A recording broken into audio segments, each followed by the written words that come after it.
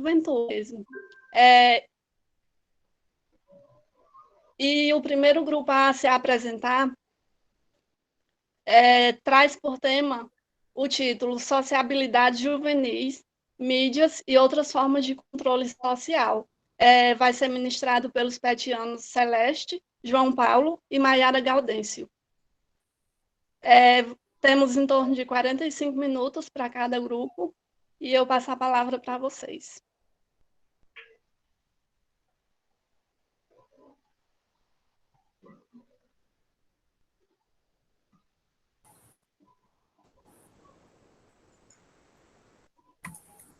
Olá, gente. Boa tarde a todos. Eu gostaria de agradecer a presença de todos e dizer que eu estou imensamente feliz de estar apresentando mais alguma temática aqui para vocês. Imensamente feliz de vocês estarem aqui conosco durante mais um evento, certo? Como a Marceliana falou, peraí, vocês estão me ouvindo direitinho? Se tiver algum problema, vocês avisam aqui na caixa de mensagem, eu não sei como é que a gente chama, no chat. Pronto. Ok? Vou dar continuidade. Para iniciar, primeiramente, eu gostaria de iniciar a partir da perspectiva de o que se trata juventude, né? Durante as minhas pesquisas, eu me deparei com um autor conhecido como, um pesquisador conhecido como Exposito. Eu não sei se eu estou falando o nome dele certo, porque eu ainda acho estranho que a pronúncia seja Exposito, eu não sei como seria, mas enfim, vocês me perdoem por isso. Mas o que esse pesquisador, ele define por juventude, né? O Exposito, ele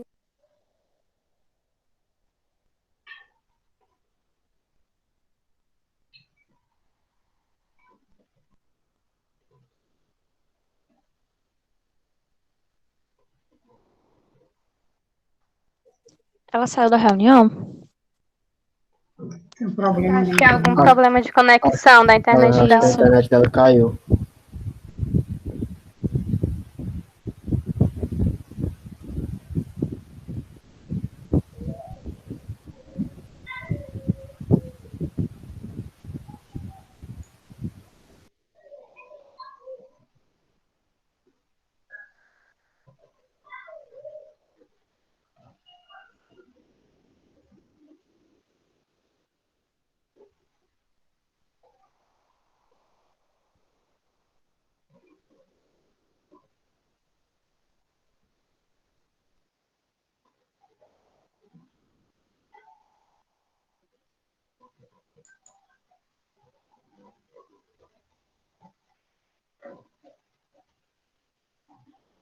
Acho que a gente pode continuar com outro, não é? E aí, quando Celeste retornar, Acho que a gente pode dar. ela Acho que a gente, como a gente conhece, a gente estava fazendo umas reuniões internas, a gente conhece mais ou menos a fala da Celeste. Acho que a gente poderia explicar um pouco o que é que ela iria falar, se der certo. Caso ela não retorne, aí vocês retomam a parte que caberia a ela, tá? Tá bom. Mas aí vocês dividiram, então continua com a abordagem de vocês. Então, eu vou prosseguir aqui.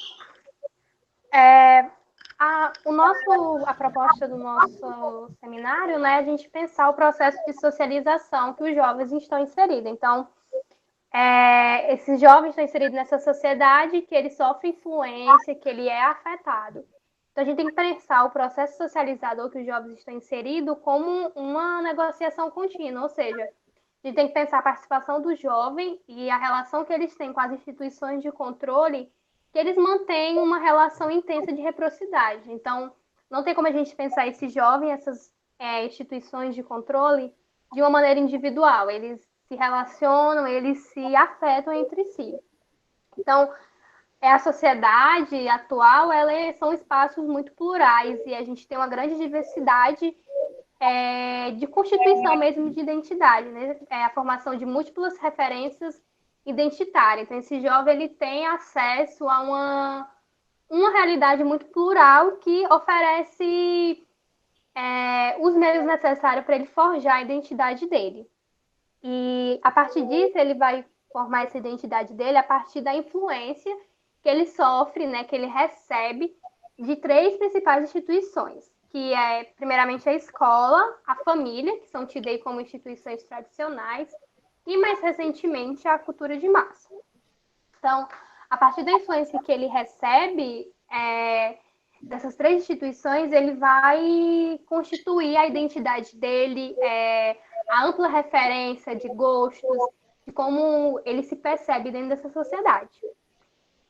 E, então, a gente tem que pensar articulações dessas 3 instituições, porque ele afeta esse indivíduo, esses jovens aí que estão nesse período de amadurecimento. E aí é importante a gente fazer uma reflexão sobre a instituição da família, né, nesse contexto dessa sociedade contemporânea, refletir sobre os limites que a família encontra nesse processo aí de transmissão e de controle social. Porque, assim, a sociologia, até os anos 60, eles fizeram uma reflexão, uma análise sobre as 2 principais instituições consideradas tradicionais, que seria a escola e a família, e eles vão perceber essas 2 instituições como instituições separadas, cada uma aí tem a sua função, mas que elas não eram antagônicas, mas sim que cada uma tem o seu papel, mas que elas se relacionam entre si, né? Elas exercem um papel em conjunto, mas cada uma está designada com uma certa função. Então, nesse contexto, a gente tem a família, vista aí como esse espaço privado, esse espaço de afetividade. Existe uma certa preocupação de transmissão aí de valores éticos, de valores morais. E essa família, ela é a primeira instituição socializadora que o indivíduo tem. Porque a partir da família, que com os pais você vai aprendendo as primeiras regras, como se portar fora de casa, como lidar mesmo com a sociedade.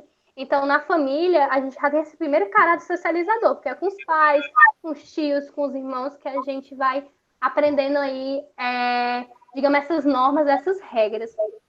E é importante ressaltar que a família ela é muito plural. A gente hoje tem várias constituições de família, né? Tem criança sendo criada pelos avós, tem casais que adotam, tem famílias compostas por 2 mulheres, 2 homens. Então, tem toda uma pluralidade de família que isso influencia diretamente a criação desses jovens, né, com uma grande diversidade, com uma grande pluralidade. Então, a primeira instituição seria a família, que vai ser esse espaço aí da infância. E a segunda instituição seria a escola, que vai ser a segunda instituição que esse indivíduo tem contato, porque antes era só com a família, é um espaço mais restrito, ele só tem contato com os familiares, alguns amigos, e quando ele vai para a escola, ele tem contato com várias outras crianças muito diferentes, com criações diferentes, pais diferentes. Então, a escola ela é vista como esse espaço público, esse espaço voltado para a formação profissional, uma educação mais formal. Então, já na escola, a gente percebe que vai ter de certa forma, até um choque, porque ele tem contato com uma grande diversidade, com uma grande pluralidade. Então, a escola também traz essa coisa das normas, da cidadania. E essas 2 instituições, elas, apesar de cada uma ter um papel diferente, elas vão ter como objetivo esse processo aí socializador e de controle social. E aí, a gente percebe que, conforme vai passando os anos, e aí vai se desenvolver, principalmente nos países ocidentais e desenvolvidos, vamos ter o surgimento aí de um mercado de cultura de massa, que vai aí surgindo aos poucos. E esse mercado de cultura de massa, ele vai oferecer toda uma nova configuração sociocultural, justamente porque é uma realidade até então desconhecida, que vai dando esses novos passos, e a gente vai percebendo que ele vai fazendo toda uma transformação, uma mudança. Então, a gente percebe o estabelecimento de um mercado difusor aí de valores e de interesse, e que com isso a gente percebe o estabelecimento de uma terceira instituição, que seria a cultura de massa, que vai trazer toda uma nova matriz de valor. E essa cultura de massa, com toda a diversidade, aparato tecnológico, essa capacidade de publicizar valores e ideias, vai ter um impacto diretamente sobre essa sociedade. Então, assim, quando essa cultura de massa ela surge como terceira instituição, isso tem um impacto muito grande, porque até então a gente tinha só duas instituições, né, a família e a escola, e a cultura de massa chega e meio que ocupa um lugar que era só deles.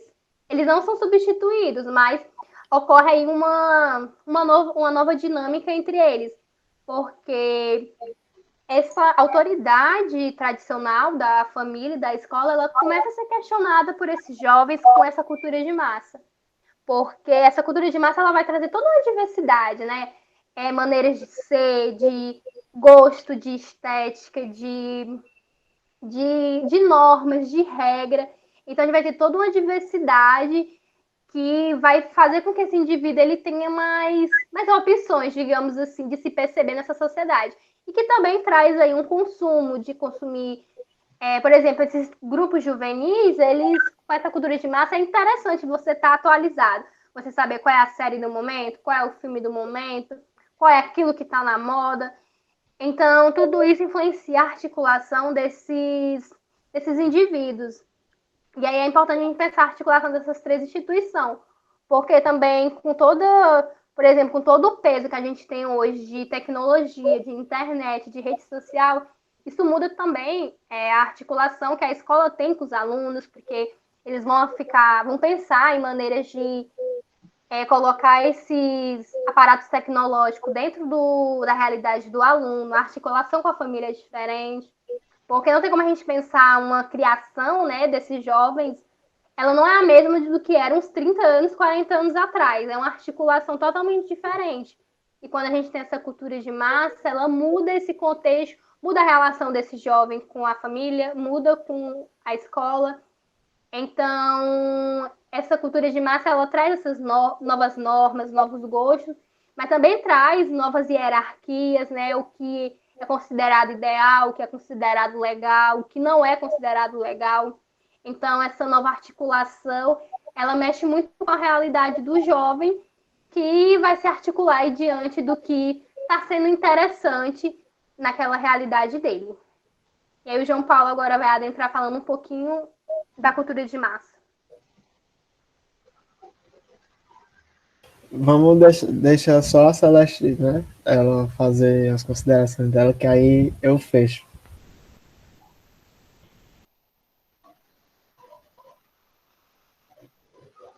Oi, gente. Eu não sei até que parte vocês me ouviram. Eu sei que o computador deu uma travada e eu só vim perceber muito tempo depois. Eu estava tão empolgada aqui explicando e aí chegou uma mensagem de Renato: Amada, cadê você? Eu fiquei, como assim vocês não me ouviram?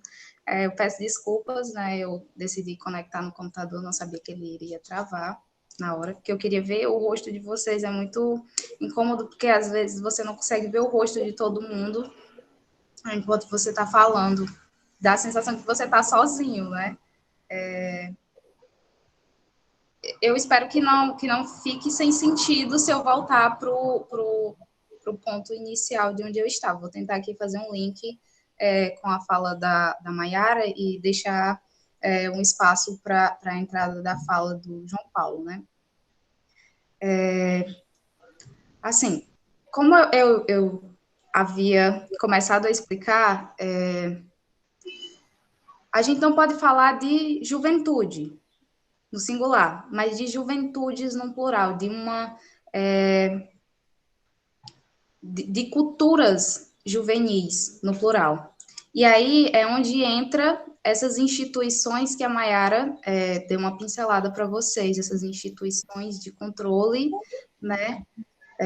A família, a escola, entra também a indústria cultural, as mídias. A gente também pode pensar outras instituições, a instituição religiosa, né?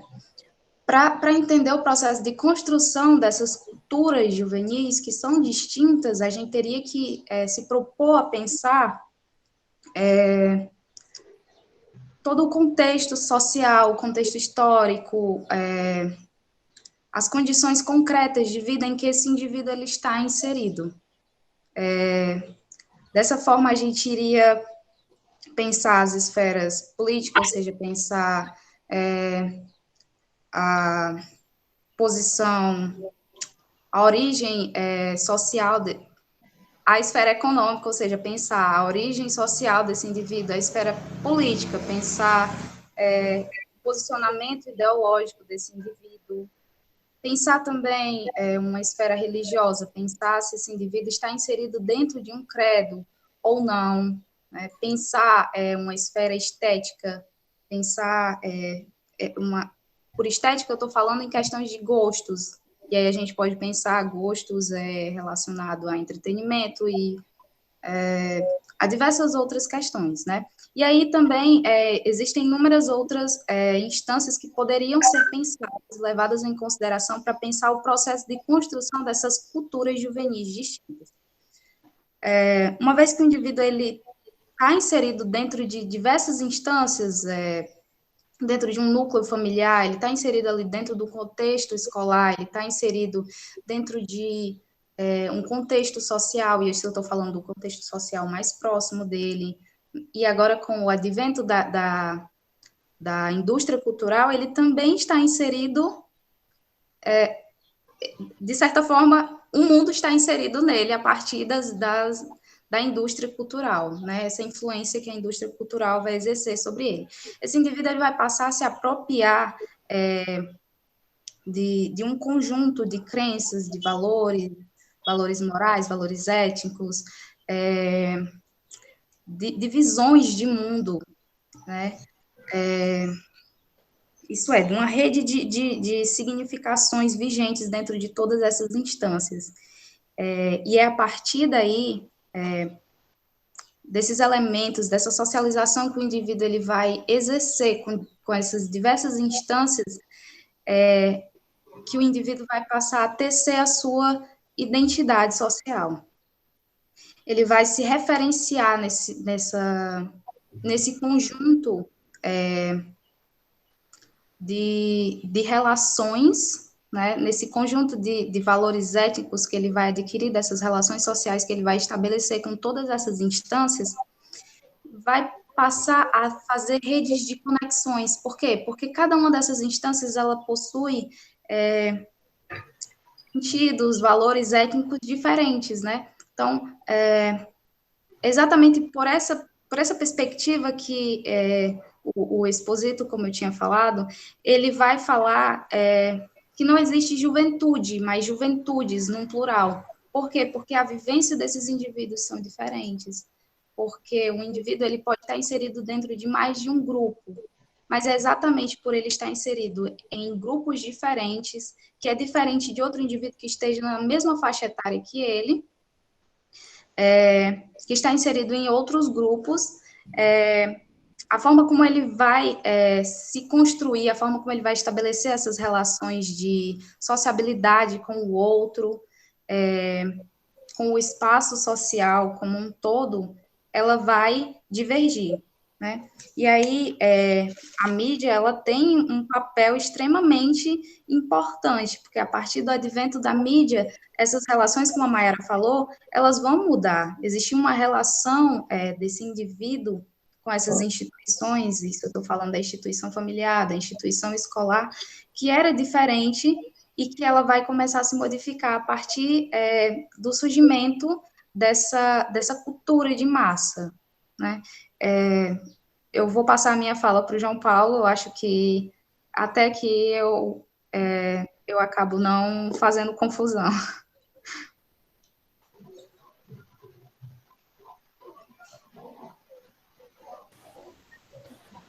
Tá dando para me escutar legal? Beleza.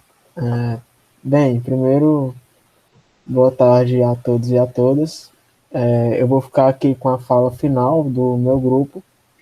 E como a Mayara e a Celeste já deram uma boa pincelada no meu assunto, eu vou praticamente dividir minha fala em duas partes. Eu vou abordar a indústria cultural e suas relações com as juventudes, como a Celeste falou, e como, a partir destas relações, nós podemos perceber uma nova forma de controle social. Bem, a indústria cultural ela é um conceito desenvolvido ali nos finais do século XIX e início do século XX, pelo Adorno e pelo Horkheimer. Basicamente, ela significa a produção em massa e padronizada de bens culturais relativos ou desenvolvidos por determinados grupos sociais. É bem importante nós percebermos essa indústria cultural como um mecanismo de potencialização do sistema capitalista. Agora, ao invés de, vamos dizer, objetos físicos, ele está mercadorizando, acho que talvez assim, a cultura, né? E aí tem toda uma relação com a globalização que a gente pode abordar debatendo no final. Mas essa indústria cultural, ela também é muito complexa em termos de atuação. Por quê? Mesmo sendo algo que busca uma espécie de padrão, mesmo sendo uma espécie de atuação mundial, ela também vai ter a capacidade de se adaptar a diferentes cenários políticos, a diferentes cenários sociais, religiosos, principalmente alterando ali suas mercadorias, seus produtos. E entrando particularmente agora na relação desta indústria cultural com a sociabilidade juvenis, com a juventude, em um primeiro momento, nós conseguimos notar que essa indústria cultural ela se apropria, como eu já disse antes, de bens culturais desenvolvidos pela própria juventude, massificando e padronizando esses bens culturais. E qual o resultado disto? É a criação de ambientes de sociabilidades distintos. E como a gente pode perceber isso? Por exemplo, existe um determinado grupo social dentro da juventude que curte o rap. Existe outro grupo que curte o funk, outro que curte o rock, o samba. Então, ela constrói esses ambientes de sociabilidades, né, ditados por um certo tipo de consumo. E é importante nós percebermos a importância que a mídia tem neste processo, porque a mídia ela potencializa esse consumo e dessa forma ela potencializa essas relações sociais que vão sendo construídas. Só que um fator muito importante para a gente se pensar, que a indústria cultural promove, de um tempo para cá, ela promoveu, de certa forma, um estereótipo juvenil, um estereótipo da juventude, que seria ali um jovem relacionado à curtição, relacionado à festa, um jovem meio alienado das coisas, um estereótipo físico ideal também. E isso gera uma série de problemas. Por quê? Como a Celeste falou, como a Mayara falou, nós temos que entender a juventude como um grupo social muito complexo, um grupo social que contém particularidades diversas. Então, por exemplo, cair nesse erro de simplificar em uma identidade pré-definida um grupo tão complexo pode gerar sentimentos de não representação por parte de outros grupos. E, claro, não querendo aqui entrar no diagnóstico clínico desses sentimentos, que não é o que a gente está buscando aqui, mas buscando compreender, até como membros, né, deste grupo social, a gente consegue perceber essas relações, essas identidades pré-definidas, esses gostos pré-definidos, essa cultura de comportamento juvenil que vai sendo ditado por essa indústria social e potencializado por essa mídia, acaba por gerar sentimentos como a ansiedade, como o pouco convívio social, fobias. E lembrando um pouco da fala da Maiara, vai gerar justamente essas tensões entre essas três autoridades, entre a família, entre a escola, e claro, dentro disso tem o convívio com os grupos sociais distintos, como eu falei. Só que, por ser algo muito complexo, a indústria cultural ela vai se moldando, ela vai se apropriando de pensamentos que vão surgindo, ela vai, como é que eu posso dizer, vai se adaptando mesmo. E atualmente nós vemos muitos discursos contrários a esses estereótipos sendo absorvidos pela indústria cultural também. Então nós estamos vendo também uma ascensão de produtos ligados a pessoas gordas, de produtos ligados a pessoas LGBTQI+, eu acho que eu estou dizendo todas.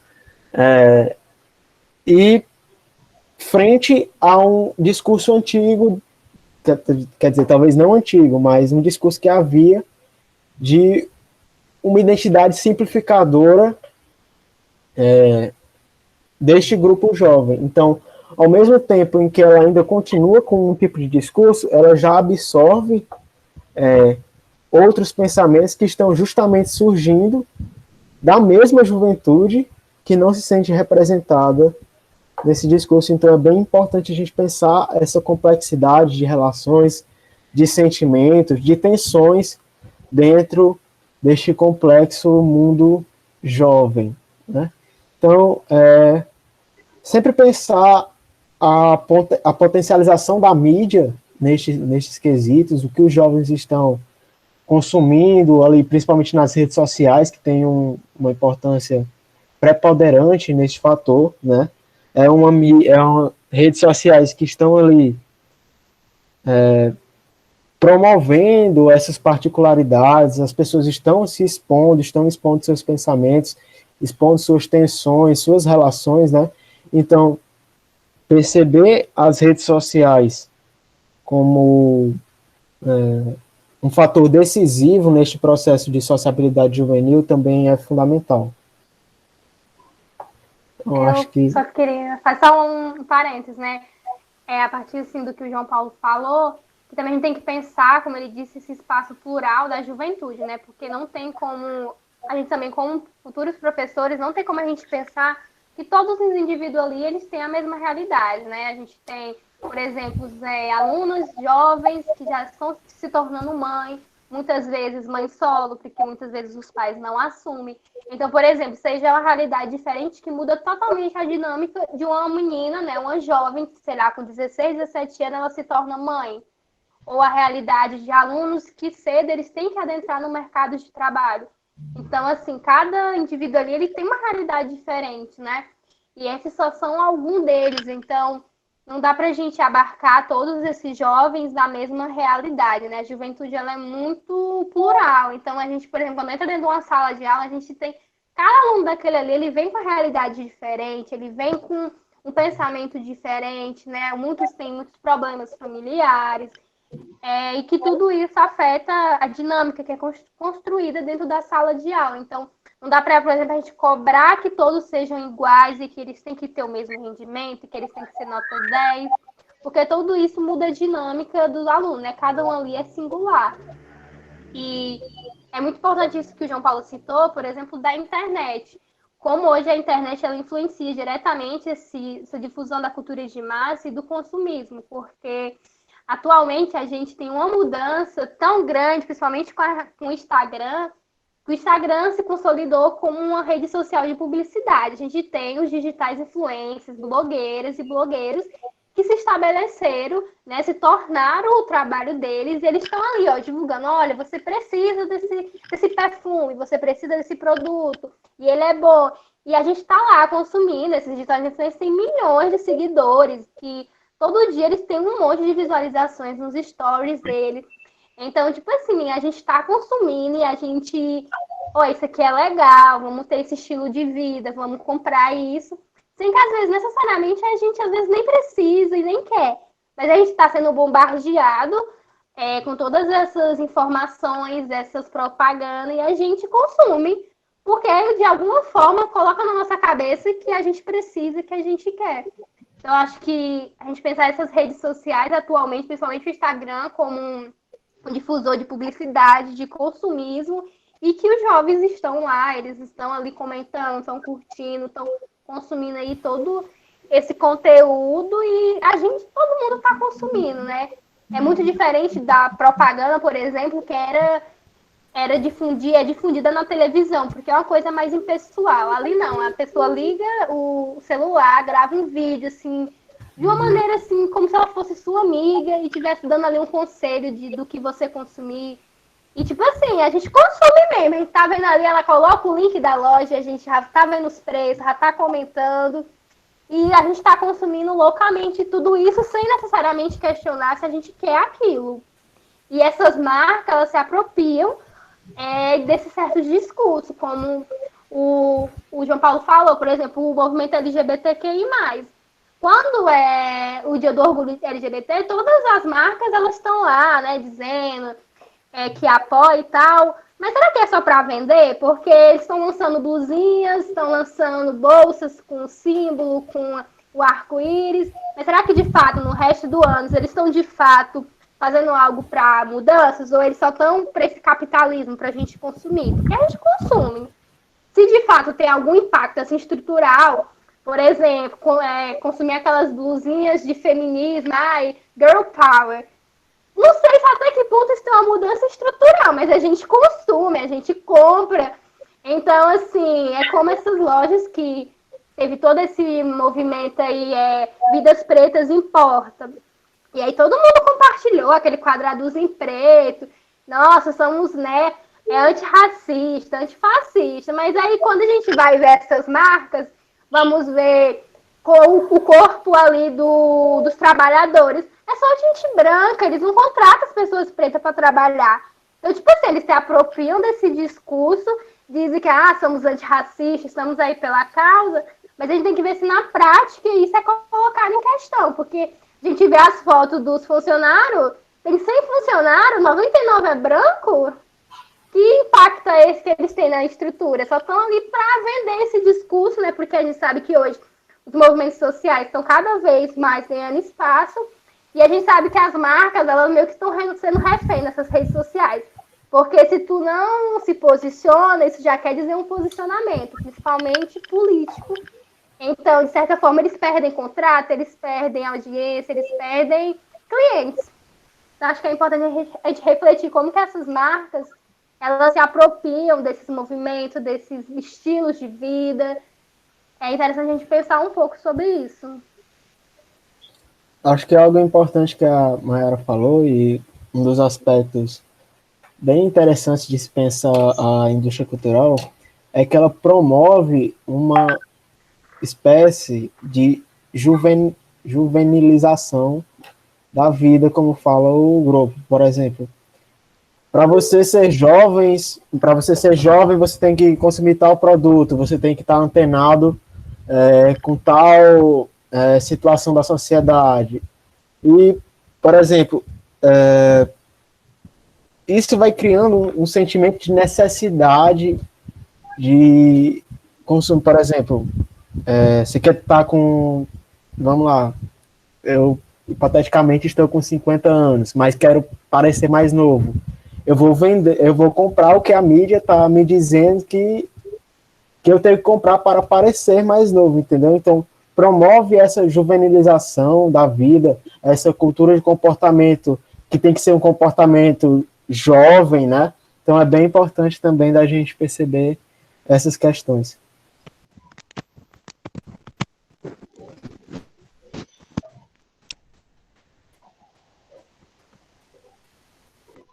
Podemos passar para o próximo seminário agora, Oliveno? E para as perguntas no fim.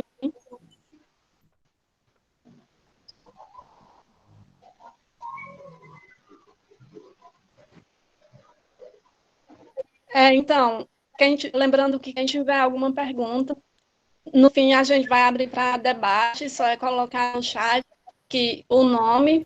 E agora vamos dar com o próximo seminário intitulado A Justiça e sua Relação com a Escola, ministrado por Débora, Mara Dalila e Renan.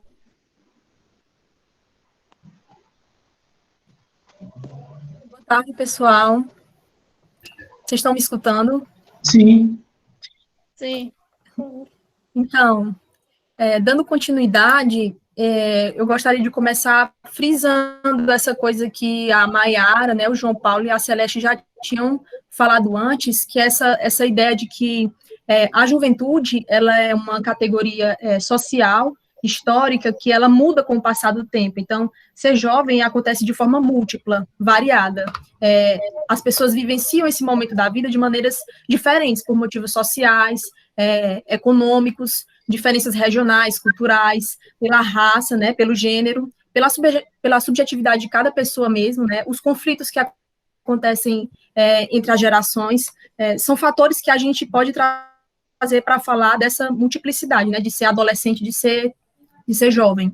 Então, a adolescência e a juventude são períodos de descoberta e construção de identidade, né? É um período em que as certezas da infância, elas são colocadas de lado, onde se começa a ter mais autonomia, e algumas pessoas passam por esse período de forma mais fácil, e outras nem tanto, né? Algumas têm dificuldade de lidar, por exemplo, com novas responsabilidades, novas demandas que são colocadas, às vezes muito cedo, né? Por exemplo, o trabalho, que nem sempre é uma escolha, mas uma necessidade, a gravidez também, como a Maiara já tinha falado, mas os jovens, eles também constroem grupos, espaços de compartilhar gostos, trocar informações, né, encontram seus pares, formam espaços de autonomia entre eles, né, compartilham experiências juntos.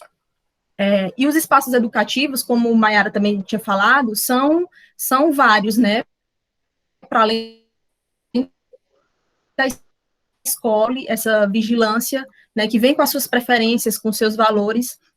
E uma consideração que a gente pode fazer é que a relação entre jovens e a escola nem sempre foi uma relação tranquila, né?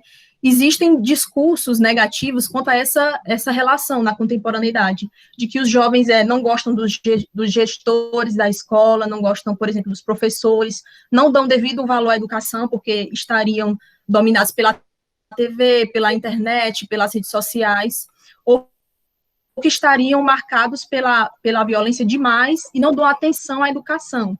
E, às vezes, isso é colocado como sendo inerente, natural da juventude, né? Como o João Paulo já tinha começado a falar, né? São colocadas coisas como sendo da natureza da juventude, que os jovens são assim mesmo e que têm atitudes de enfrentamento, por exemplo, como se fosse da natureza desse período da vida.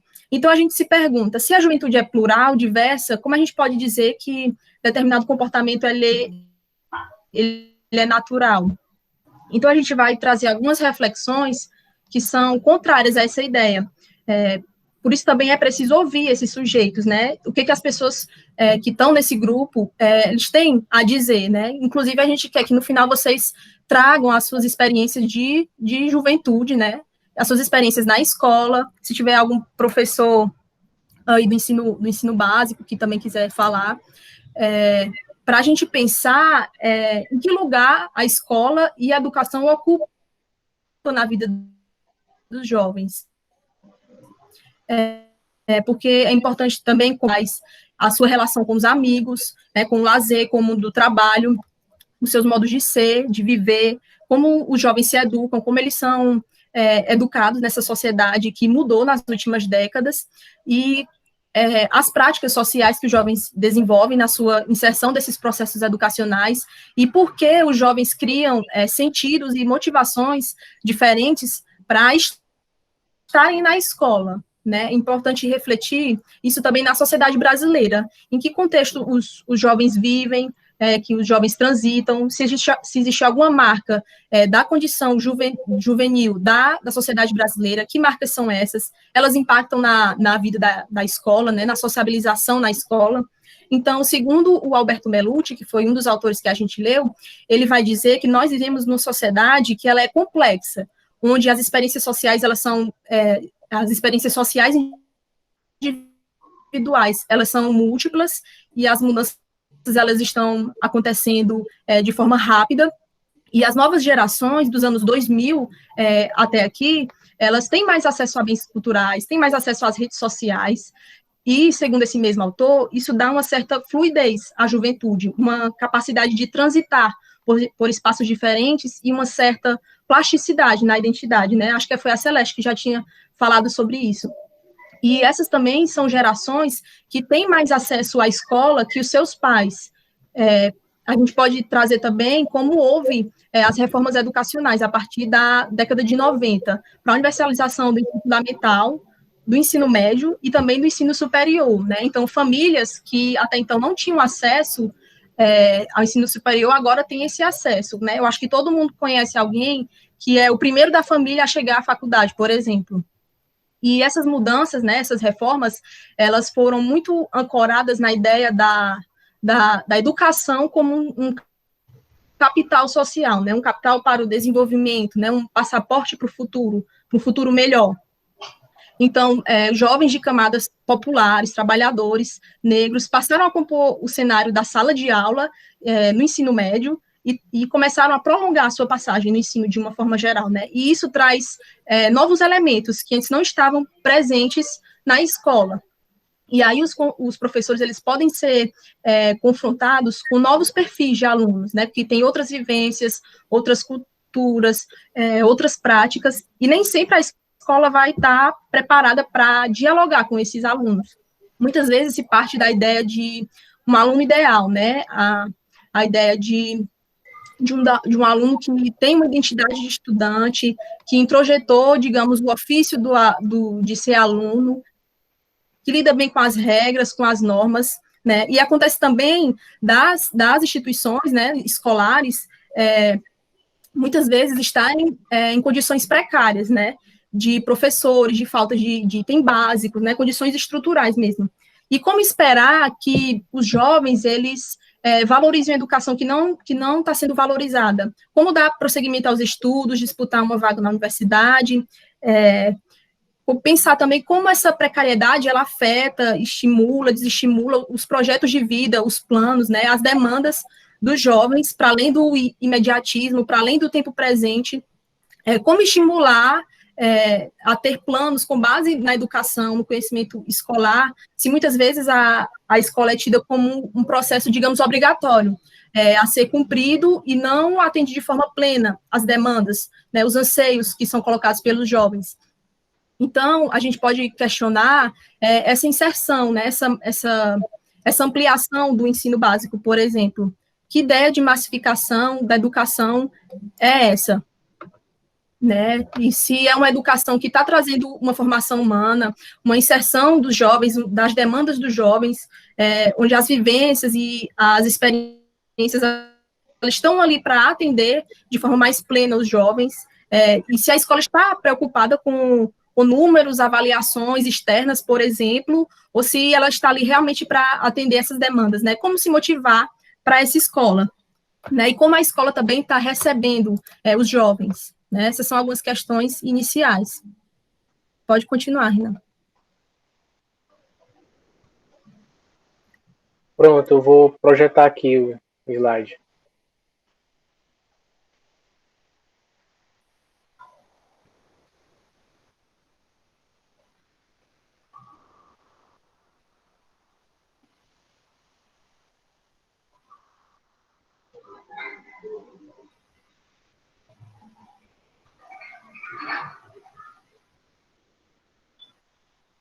Apareceu aí para vocês? Não.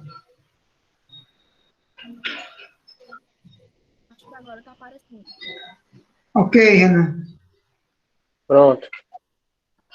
Então é o seguinte, já que a Celeste introduziu, né, o conceito de juventude plural, como é que essa juventude da camada popular ela vai ser inserida na realidade escolar? Como é que a escola vai trabalhar com esses alunos que vêm das camadas mais pobres, as populares? Então, assim, eu vou falar um pouco sobre os jovens, suas relações com os processos educativos escolares em contexto de desigualdades. Então, o jovem, quando ele entra na escola, ele tem expectativas, principalmente aquele jovem de ensino médio. Ele tem expectativas, ele tem demandas. Só que existe um abismo entre aquilo que ele tem de expectativa e as condições para que ele possa concretizar esse sonho, essa meta, essa expectativa. Então, esse estudante ele vai encarar essas diferentes dificuldades e ele vai se moldar de diferentes modos. Existem diferentes tipos de estudantes e esse estudante ele vai ser construído através das relações sociais com aspectos ligados tanto à sua trajetória individual como também da família. A família vai influenciar no seu propósito enquanto estudante. As motivações principais que o estudante ele vai ter, principalmente aquele do ensino médio, é passada por sentidos. Então, um dos principais sentidos, motivações que ele quer estudar é movido para ter uma retribuição familiar. Eu quero estudar para dar uma boa vida à minha família. Quem nunca entrou na sala de aula e escutou um aluno dizer, eu quero estudar porque eu quero dar uma boa condição à minha família? Principalmente aquele aluno que vem da camada popular. Já outro vai dizer, eu quero garantir um futuro bom para os meus filhos. Esses são os discursos que eles defendem enquanto estudantes. Já outros vão dizer, eu quero ter um bom emprego, estudar para que eu possa ter uma vaga no mercado de trabalho. E também tem aquele discurso de ser alguém na vida, do jovem, eu estudo para quê? Para ser alguém na vida. Já que ele diz, eu estudo por obrigação. Aquele que você pergunta, o que você estuda, garoto? Não, eu estudo por obrigação. E esses jovens, eles têm os projetos de vida. E geralmente esses projetos, claro que não podemos generalizar todos os jovens. Existe o jovem que tem seus objetivos diferentes, também interferem a singularidade da escola enquanto a educação, mas a maioria deles, segundo o Geraldo Leão, que é o texto que eu tomei enquanto base para essa reflexão, ele diz que esses jovens eles planejam alguns somente estudar. Eu estudo agora para que posteriormente eu consiga uma vaga na universidade. Já outros vão conciliar trabalho e estudo. Já outros vão dizer, não, eu quero primeiro trabalhar ao concluir o ensino médio para que depois eu consiga uma vaga de emprego, uma vaga na faculdade, quer dizer. Já outros não, eu quero terminar o ensino médio somente para conseguir um emprego. E são discursos que a gente ouve bastante enquanto professor de ensino médio. E todos eles levam para um seguinte caminho, que é da estabilidade e sucesso. O jovem de hoje, enquanto estudante de ensino médio, ele frisa muito o sucesso. E eu lembro bastante, quando eu ia dar aula no ensino médio, principalmente no terceiro ano, que eu indagava para eles, mas por que estudar? Por que universidade? Não, porque eu quero ter estabilidade e ter sucesso, como se ser universitário vai garantir um sucesso para eles, vai garantir um futuro bom financeiro e de sucesso. Acho que até às vezes algumas escolas vendem isso, de que eles vão conseguir ter um bom emprego, uma boa estabilidade financeira através da faculdade. Então, às vezes, esse discurso é um discurso que engana, porque a gente conhece muita gente que faz faculdade, que não tem emprego, que não consegue um sucesso financeiro muito bom. Então, a faculdade, o ensino não é para essa questão de comércio, de conseguir estabilidade financeira. E esse discurso é muito visto na juventude, ainda mais a popular, da camada pobre. Mas aí, como é que eu vou conseguir alcançar esses objetivos enquanto aluno? Aí, o Geraldo Leão vai identificar um discurso do esforço pessoal, que é o discurso, acreditar que é possível, acreditar nos seus sonhos, mostrar o seu valor. É um discurso que se aproxima bastante do discurso meritocrático, de que é somente eu acreditar que é possível, no meu sonho, mostrar meu valor que eu irei conseguir. E se a gente for refletir, às vezes nem chega a conseguir esse sonho, porque existem diversas dificuldades que ele vai enfrentar enquanto da camada pobre, né? Travou aqui meu slide. Pronto. E tudo isso vai distanciar cada vez mais o aluno da sua autoridade pedagógica, de que ele é um sujeito que deve pegar o ensino para transformar a sua vida de forma, não de forma financeira, mas talvez enquanto intelectualmente. Então, o Geraldo Leão vai citar dois teóricos, o Charlotte e o Dubet. Ele vai dizer, esses dois autores vão dizer que o ser aluno é uma construção subjetiva. Os sujeitos não se tornam alunos apenas por uma imposição externa. Trata-se hoje, cada vez mais, de uma escolha, de eles escolher ser um estudante, escolher ser um aluno. Assim, a questão dos sentidos atribuídos à experiência escolar é central. Então, o estudo, o ensino, a escola ele tem que ter um sentido, para além do sentido da questão financeira, da estabilidade do sucesso. Só que, em contrapartida a isso, a escola vai introduzir no aluno um discurso social em torno do valor da educação. Aí o Geraldo Azevedo vai citar um jovem que vai dizer, hoje em dia, até para chegar ali, tem que ter ensino médio. E ele em seguida fala, os jovens se veem coagidos a estudar por exigências sociais, reconhecimento social, acesso a alguns postos de trabalho, etc. Mas sabem de antemão que o retorno de seu investimento em termos de mobilidade social não está garantido. Estudar é uma necessidade, mas não é garantia. Como eu já falado, o estudo, a faculdade, não vai garantir um sucesso. Então, o que garante o sucesso é o seu empenho cada vez maior naquilo que você quer fazer. Se você quer ser empreendedor, quer ser... Aquilo que você colocar seu esforço, talvez venha a ter sucesso, mais do que garantir que o ensino vai dar esse sucesso para o aluno, né? Então, assim, o Geraldo Leão ele vai identificar que cada vez mais o aluno ele vai desenvolver uma capacidade individual, que ele vai chamar de fenômeno da individualização nas sociedades contemporâneas, de que o aluno tem que ser protagonista, tem que ser empreendedor, ser agente de desenvolvimento social e comunitário, fazer a diferença e ter atitude, garantir sua empregabilidade. E isso vai gerar um ensino cada vez mais competitivo, de que o aluno ele tem que ser a pessoa melhor, tem que ter uma nota boa, como se a nota fosse garantir para ele um sucesso.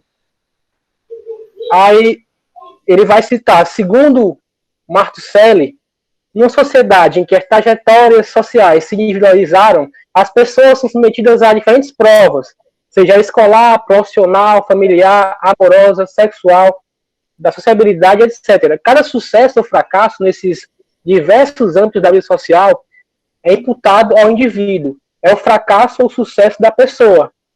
Interessa aqui a questão da prova escolar.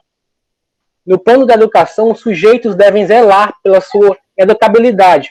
A educação, nessa perspectiva, para além de ser um direito a ser garantido pelo Estado ao coletivo de cidadãos de uma nação, para ser uma propriedade de indivíduos, uma qualidade individual. Então, ele quer dizer que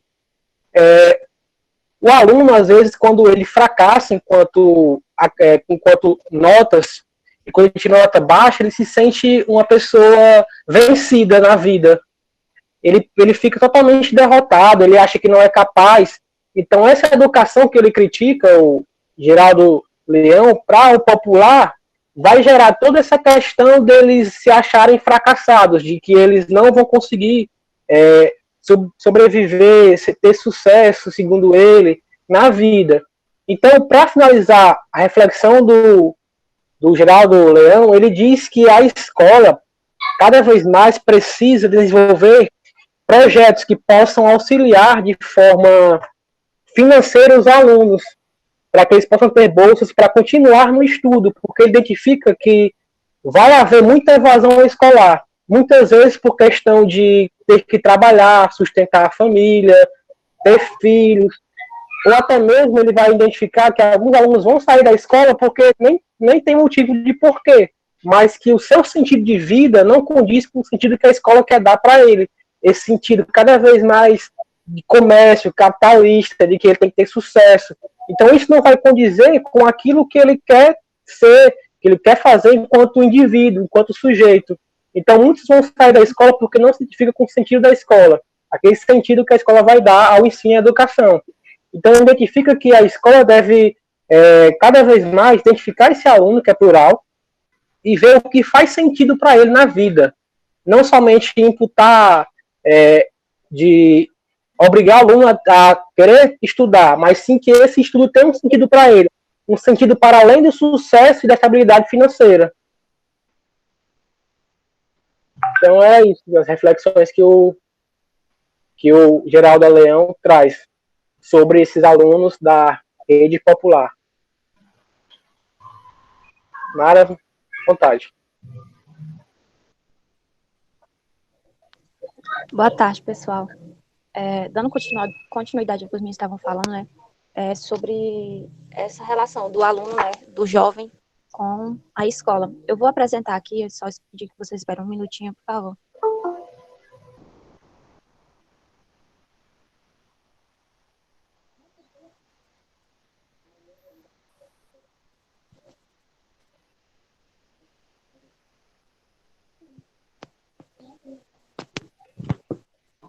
Vocês estão conseguindo ver?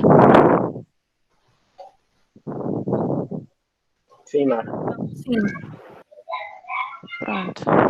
Eu vou ficar olhando de lado porque eu tô com o computador ligado, mas é porque fica virado para cá, tá? Falando mais um pouco, né, sobre essa relação da juventude com a escola. E, inicialmente, como todo mundo já falou, né, sobre essa questão da pluralidade. É importante nós, principalmente como professores, né, como futuros professores, entender que esses jovens são plurais, como a Celeste falou, Débora falou e o restante do pessoal falou. E além de a gente entender que esses jovens eles são plurais, a gente precisa entender que esses jovens eles vivem em espaços de experimentação diferente. Cada indivíduo, cada jovem, ele vai vivenciar dentro de um espaço social, político, econômico. E essa experimentação juvenil dele, né, esse tempo que ele vai passar durante a juventude vai ser totalmente diferente de um colega dele, de um irmão, ou de qualquer outra pessoa que tenha contato com ele. E o que é que acontece nas escolas, vamos tratar principalmente das escolas brasileiras, né? Dentro das escolas brasileiras, como o Débora já tinha falado, acontece a massificação do sistema de ensino, ou seja, as escolas, né, diante das políticas públicas que o Estado, que o governo propõe, ela faz com que esses alunos eles vivam apenas uma massificação, ou seja, apenas eles pegam alunos, colocam dentro de uma sala de aula, né, fazem um conjunto de alunos e eles estão ali para compor o sistema. E não necessariamente essas escolas elas estão preocupadas com esse espaço de experimentação desses jovens. O intuito deles é fazer com que esses jovens estejam da sala de aula e que eles entendam aquele conteúdo e que eles possam absorver aquilo. E também vai acontecer uma habitação escolar sem uma escolarização. O que seria essa habitação escolar sem uma escolarização? Seria esses jovens, né, estarem nessa sala de aula, eles estão apenas habitando aquele espaço e não tendo um contato com a verdadeira experiência escolar, que seria uma experiência ampla, né, de vivências, de experiências que seria capaz de desenvolver nesses jovens uma formação para além do conteúdo, né, para além do que o conteúdo pragmático que o currículo escolar ele traz. Então, existe uma diferença entre o aluno habitar a escola e entre ele ter um processo de escolarização eficiente. E nessas escolas também, geralmente vai ocorrer uma seletividade, né, que seria uma segregação dos desiguais, que seria a escola, né, como instituição, ela faz uma seleção de alunos. Muitas vezes, não é que um indivíduo, né, um diretor, um coordenador, ele pega um aluno e ele coloca ele numa posição diferenciada, mas a estrutura social da instituição, né, as políticas públicas da instituição, elas fazem essa segregação dos alunos. A Débora falou sobre a questão de trazer exemplos do ensino médio, né? Na escola que eu estudei aqui em Jaguaruana, no meu ensino médio, uma turma, né, tinha 2 terceiros anos, e no caso era o terceiro ano C e terceiro ano D. E no terceiro ano D, a maioria dos alunos, eles eram alunos do assentamento, né, do assentamento que tem aqui em Jaguaruana. E eu nunca entendi o porquê que esses alunos, todos eles, eram numa sala específica. E isso é uma segregação, né? Tipo, hoje eu não sei a resposta, até hoje eu não sei a resposta, por que que esses alunos eles viviam separados numa sala e, tipo, eu estudava no terceiro ano C e esses alunos eles estudavam no terceiro ano D. E isso é uma segregação que a escola faz. Muitas vezes não é uma segregação direta, mas a instituição ela acaba fazendo é, essa seletividade dos alunos dentro das turmas. E a Mônica Peregrino, né, que foi um dos textos que a gente pegou como base também, ela vai dizer que dentro dessa escola existem dois modos de escolarização, que é o modo pleno e o modo precário. O que seriam esses dois modos, né, de escolarização? O modo pleno seria quando o estudante ele tem acesso à experiência, tem acesso à vivência dentro da escola, dentro do seu processo de aprendizagem, onde ele vai desenvolver capacidades, ele vai ter contato com experiências que vai trazer uma escolarização plena para ele, né? E o modo precário seria quando o aluno, né, ele está dentro de uma sala de aula e ele não tem o contato, né, ele não tem as experiências adequadas para que ele possa se desenvolver enquanto jovem, enquanto indivíduo, enquanto cidadão. E ela vai fazer essas duas diferenciações. E ela vai dizer que vai ocorrer uma diferença entre esses dois indivíduos, né? Entre esse jovem que tem uma escolarização plena e esse jovem que tem uma escolarização precária. E essa escolarização seria todas as práticas, todos os processos que esse indivíduo ele vai passar dentro da sala de aula e dentro da escola. E é importante a gente pensar, né? Qual é o impacto? Qual o impacto dessa diferenciação, dessa seleção, dessa segregação que a escola faz na vida dos indivíduos, né, desses jovens? Quais as consequências que esse jovem ele vai sofrer por conta dessa diferenciação que ocorre dentro da sala de aula, que ocorre dentro da instituição escolar? E os impactos são muitos, né? O impacto social, impacto político, o impacto econômico e etc. E dentro do texto, a Mônica Peregrino ela vai trazer alguns exemplos desses impactos. E eu não trouxe nenhum impacto, né, que ela descreve no texto, mas eu queria que a gente pensasse quais são esses impactos que ocorrem dentro da sala de aula, né, e fora da sala de aula. Mais à frente, eu vou trazer outra questão para a gente pensar, que é que esse impacto ele não ocorre somente na escolarização do indivíduo, né, ele vai se espelhar lá fora, né? Quando esse indivíduo sai do ensino médio, ele vai sofrer esses impactos, ele vai sofrer essas consequências que ele teve dentro da sala de aula. E esses impactos são muitos, né? Tipo, vamos dar um exemplo. Por exemplo, um jovem que estudou numa escola da periferia, que era uma escola não tão estruturada, né? Com uma estrutura não muito adequada para as experiências dele, não tinham laboratórios, não tinham salas específicas para determinadas atividades, não tinha uma quadra de esportes. Então, esse jovem, ele vai sofrer, né, perdas durante o seu processo de escolarização, que outro indivíduo talvez não sofra por estar estudando numa instituição mais adequada, numa instituição bem estruturada. Não que eu esteja dizendo que a nossa formação enquanto indivíduo, enquanto cidadão, enquanto aluno do ensino médio, ela é responsável somente pela estrutura da escola. Não, não é isso. A nossa formação, ela passa por muitos aspectos, né? Mas esse aspecto de estrutura, de organização escolar, ela é muito importante para a nossa formação, enquanto jovens que estamos vivenciando uma experiência que é o ensino médio, que é o ensino fundamental.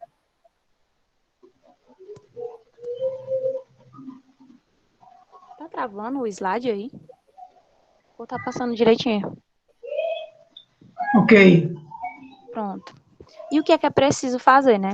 É preciso que nós, enquanto indivíduos, não somente como professores, mas enquanto cidadãos, enquanto estamos vivenciando dentro de uma sociedade, é preciso que a gente compreenda a importância da escola para esses jovens, né?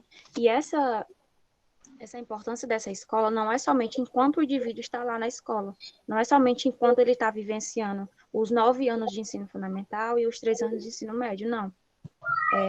A importância da escola é para além dos muros da escola, né? Quando o indivíduo ele sai do portão da escola, é quando ele está em casa, é quando ele está vivenciando práticas com os colegas, fora da escola, e principalmente quando ele termina esse ensino médio, quando ele termina esse ensino fundamental. Porque, como o Renan falou, né, muitos jovens, né, anseios assim que terminar o ensino médio, entrar para o mercado de trabalho ou entrar na faculdade. Então, esses indivíduos eles vão sofrer com alguns impactos, né, com algumas consequências, se eles não tiverem uma escolarização adequada, né, durante o seu ensino médio. E também é preciso a gente, enquanto professor, né, agora especificamente enquanto sala de aula, enquanto professor, é preciso que a gente tome esses indivíduos, né, essas trajetórias, né, essas vivências desses indivíduos como ponto de partida para a gente compreender essa pluralidade. Porque não é a gente falar, porque uma coisa é a gente falar no discurso, a gente falar na teoria, a gente falar por cima, mas uma coisa é a gente entender o que é que esses jovens realmente estão passando, né? O que é que esses jovens passam em casa, o que é que esses jovens passam nas ruas. Então, é preciso que a gente não tome somente os jovens como ponto de partida, mas a gente compreender essas trajetórias desses indivíduos, né? Como já foi falado por todo mundo. São indivíduos com experiências próprias, são indivíduos plurais, são indivíduos com subjetividades e especificidades. Então, é interessante que a gente tome esse jovem e a sua vivência, né, como um ponto de partida para a gente compreender as outras situações que ocorrem dentro da sala de aula. Então, por fim, eu queria trazer essa frase da Mônica Peregrino, que ela vai dizer assim: experiências diversas relacionam com diferentes horizontes de circulação, e experiências restritas correspondem a restritos horizontes, né? O que é que ela vem dizer nessa frase é que quando o indivíduo ele passa por diferentes experiências, o horizonte dele ele se abre, né? As perspectivas que ele tem durante a sua vida, durante a sua trajetória, são enormes, são diversas. E quando esses indivíduos eles têm experiências restritas, né? Têm poucas experiências dentro da sua escolarização, eles vão acabar tendo horizontes restritos também, né? Então, é interessante a gente pensar que experiências esses jovens estão tendo dentro das salas de aula, né? E qual é o nosso papel? A gente não atua ainda na profissão, né? Mas é importante a gente pensar que, enquanto a nossa formação, nós estamos nos formando para que nós venhamos ter contato com esses indivíduos. Então, quando a gente vem a ter contato com esses indivíduos, é preciso a gente entender essas trajetórias desses indivíduos, essas experiências que eles vivenciam dentro da sala de aula, fora da sala de aula, em casa, em outros espaços.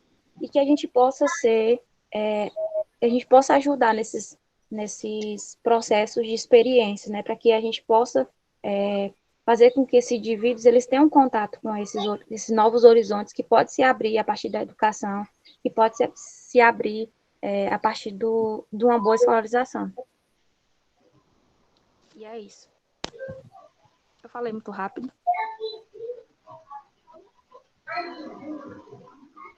Eu acho que sim. Bom, então,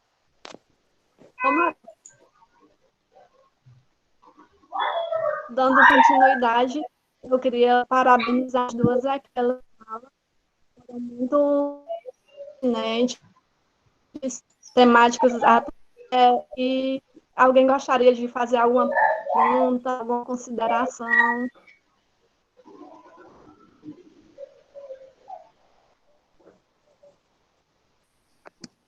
Opa! Tem inscrição?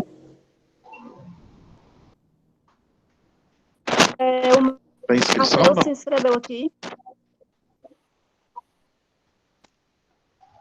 Tu quer falar? Pode falar, não. Eu? O professor Gustavo poderia fazer a pergunta na minha frente, aí não é um problema. Posso fazer depois. Não, primeiro, bom, não é nem bem uma pergunta, é mais uma colocação, né?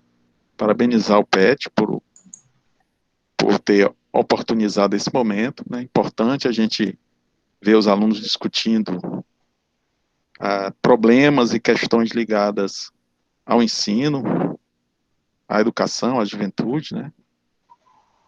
A praxis de vocês vai ser essa, então, quanto mais cedo vocês se depararem com essas situações e discutirem, e melhor, né? Com certeza.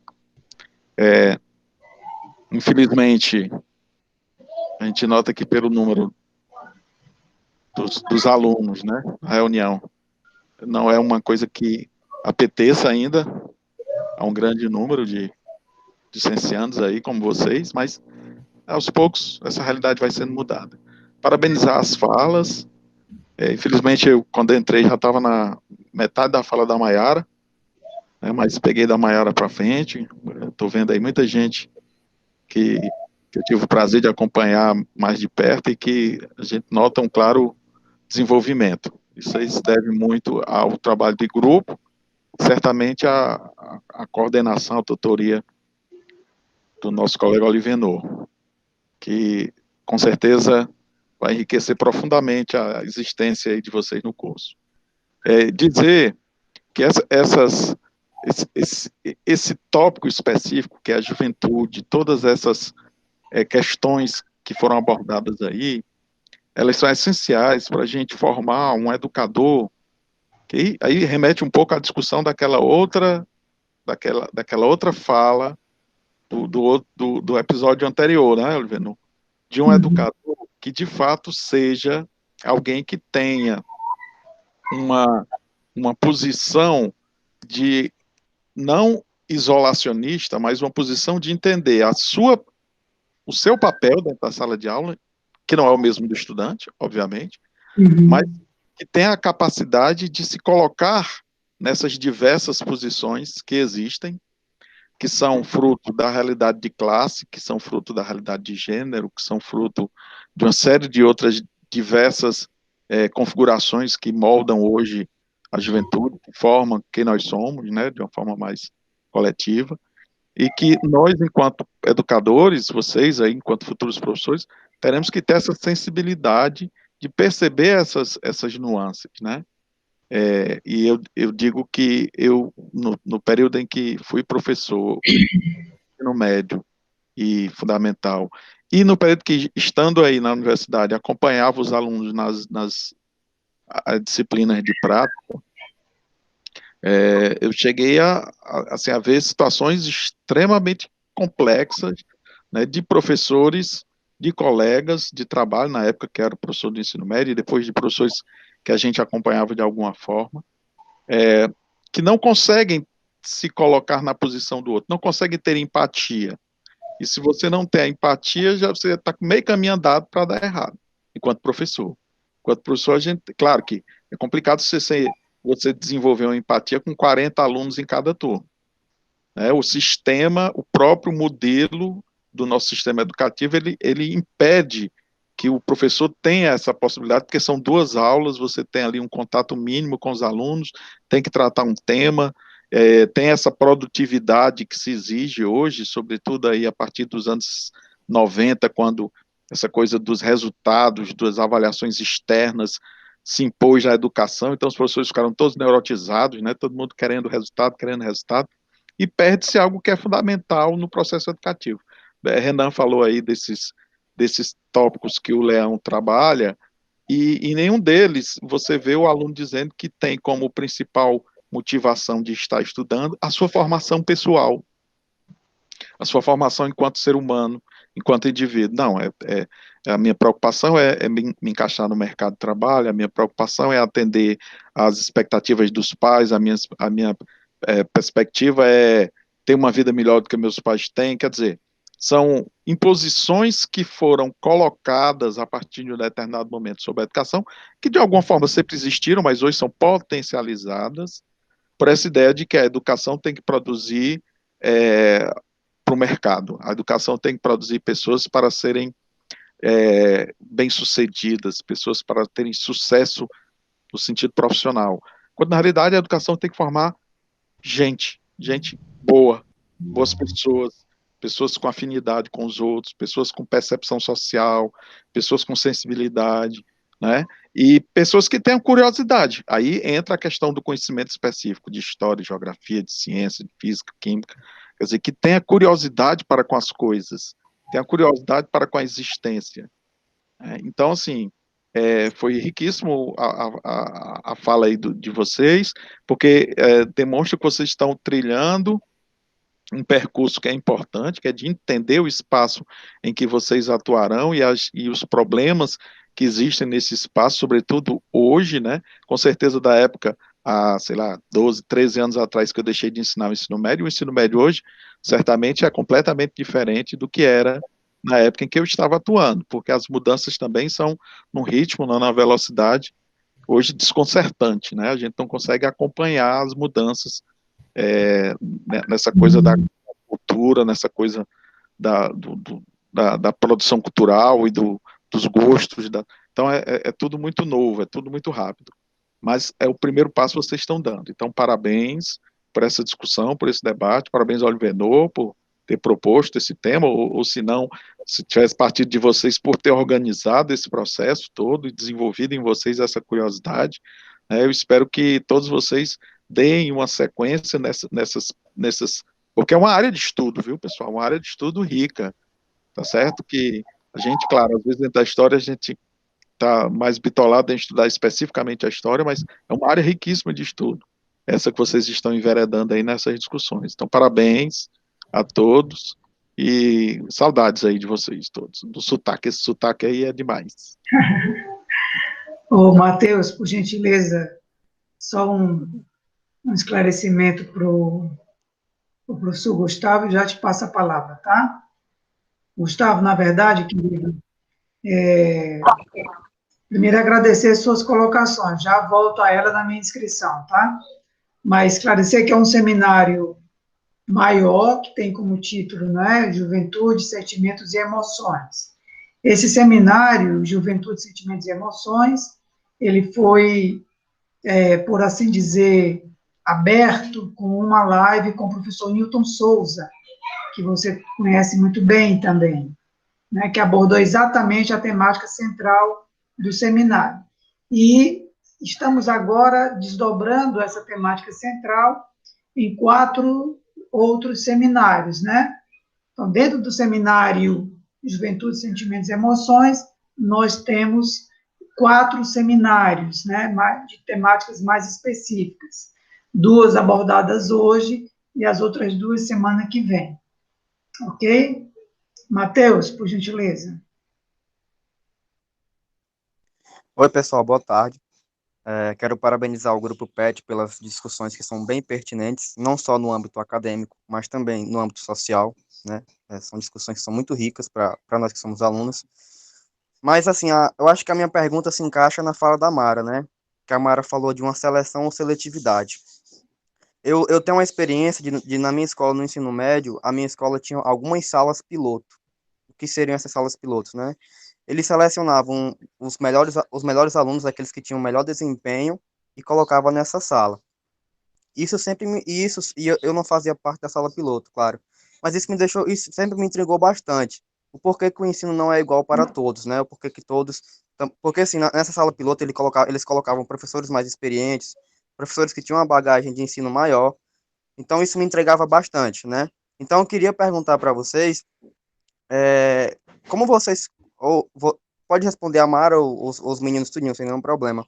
Como vocês percebem essa seleção e o quanto que isso pode afetar os demais, né, dentro desse círculo escolar? Porque, assim, como eu também percebi essa diferença entre professores experientes, uma sala com alunos com desempenho maior, o quanto que isso pode afetar os demais? Será que isso também não é injusto, você, de certa forma, porque, de certa forma, o ensino não se torna igual para todos. Alguns terão um pouco mais de qualidade no conhecimento que recebem. Então, a pergunta seria basicamente essa: como vocês percebem essa questão da seleção e seletividade e o quanto que isso pode afetar dentro desse âmbito escolar? E obrigado e parabenizo a vocês, meninos, mais uma vez, por essa discussão.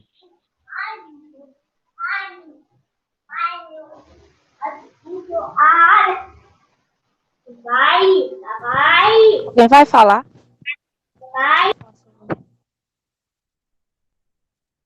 Pronto, vou falar sobre a seletividade, né?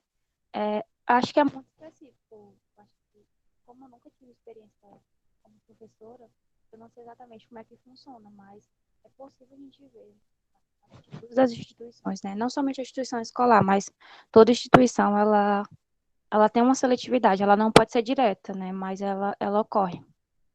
Ela não pode ser visível aos nossos olhos, mas ela ocorre de alguma forma. Eu acho que, eu não sei exatamente, eu estou só dando a minha opinião, tá bom? Que pode ocorrer durante as matrículas das escolas. Eu me lembro que no meu ensino médio eu tive uma bolsa de monitoria paga pelo governo. E era no laboratório de informática, só que quando eu não estava no laboratório de informática, eu estava na secretaria. E eu lembro que teve um período de ter contato com as fichas de matrícula dos alunos, e lá, durante a matrícula, né, a secretária que está fazendo a matrícula, ela tem um contato com todos os alunos, né? Tipo, eu não sei se é exatamente com os primeiros anos, porque são alunos que eles nunca viram, não conhecem, mas os alunos de segundo, terceiros anos, geralmente as pessoas, né, a coordenação, secretaria, eles têm contato com esses alunos, então eles devem saber quem são esses alunos. Eu acho que essa seleção, ela pode ocorrer durante esse processo. Eu não estou falando especificamente de alguma escola, mas eu acho que ocorre sim durante esses processos de matrículas. Então, quando a gestão ela tem contato com esses alunos, né? E eu acho que é muito específico de escola para escola, né? É até uma questão de segregação, né? Como eu falei. Ela não ocorre somente na escola, na instituição escolar. A seleção, ela ocorre em todo o âmbito da sociedade, né?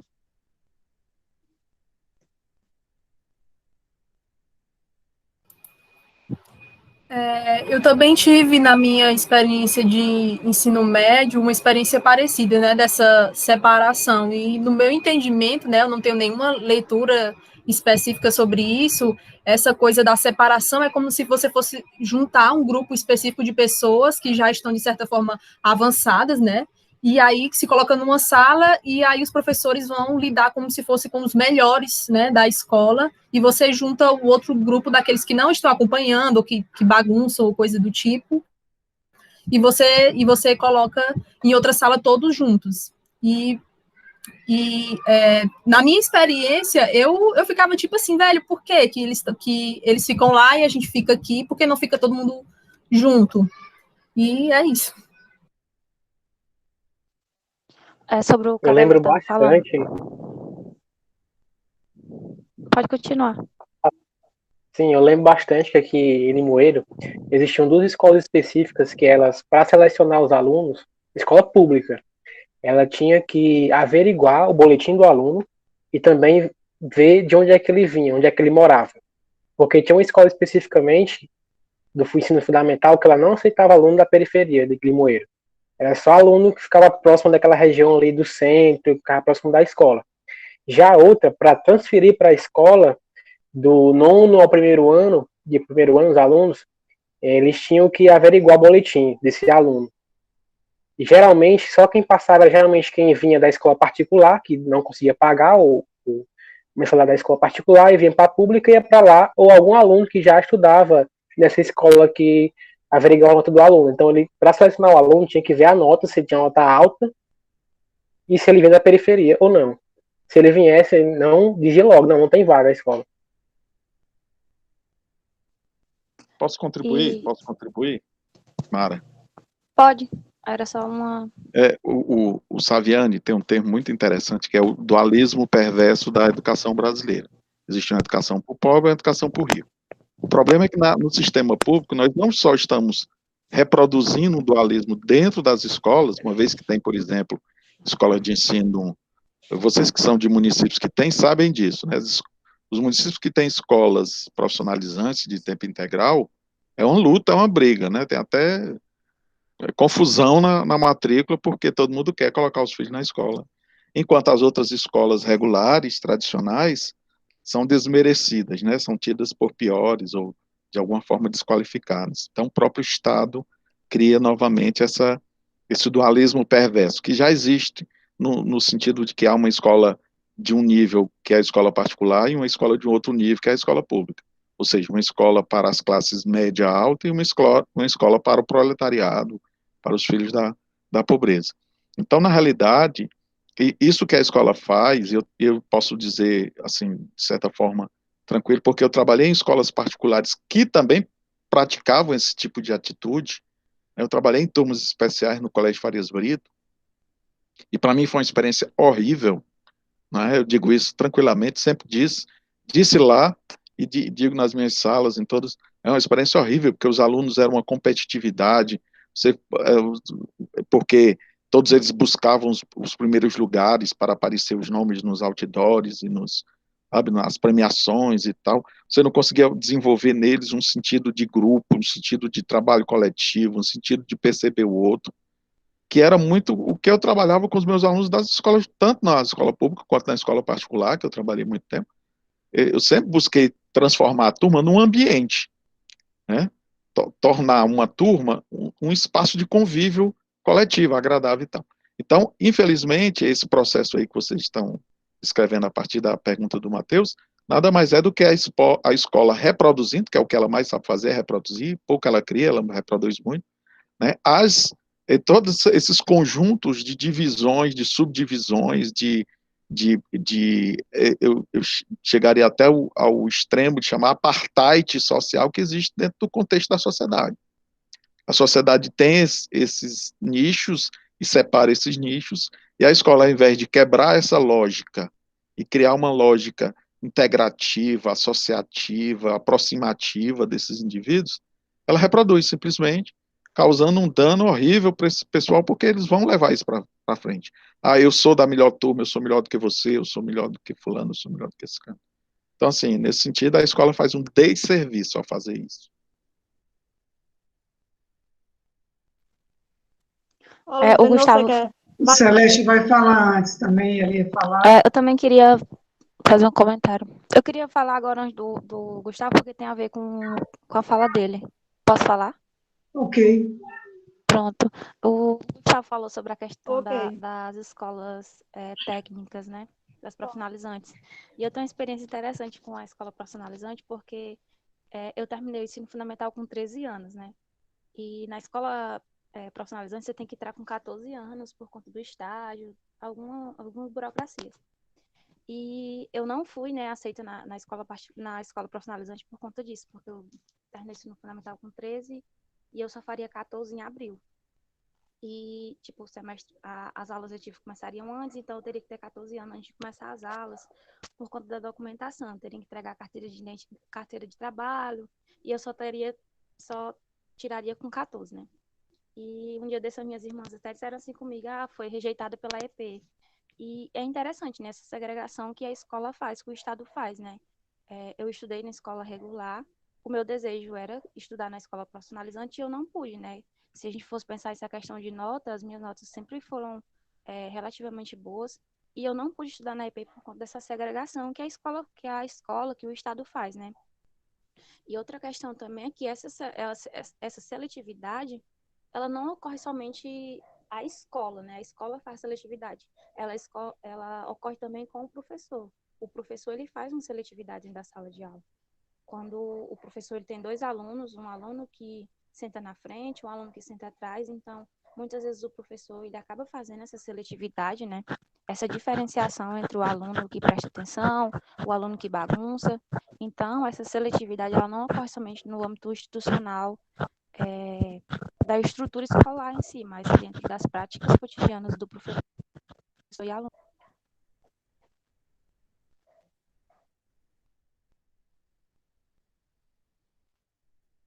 Celeste, por favor.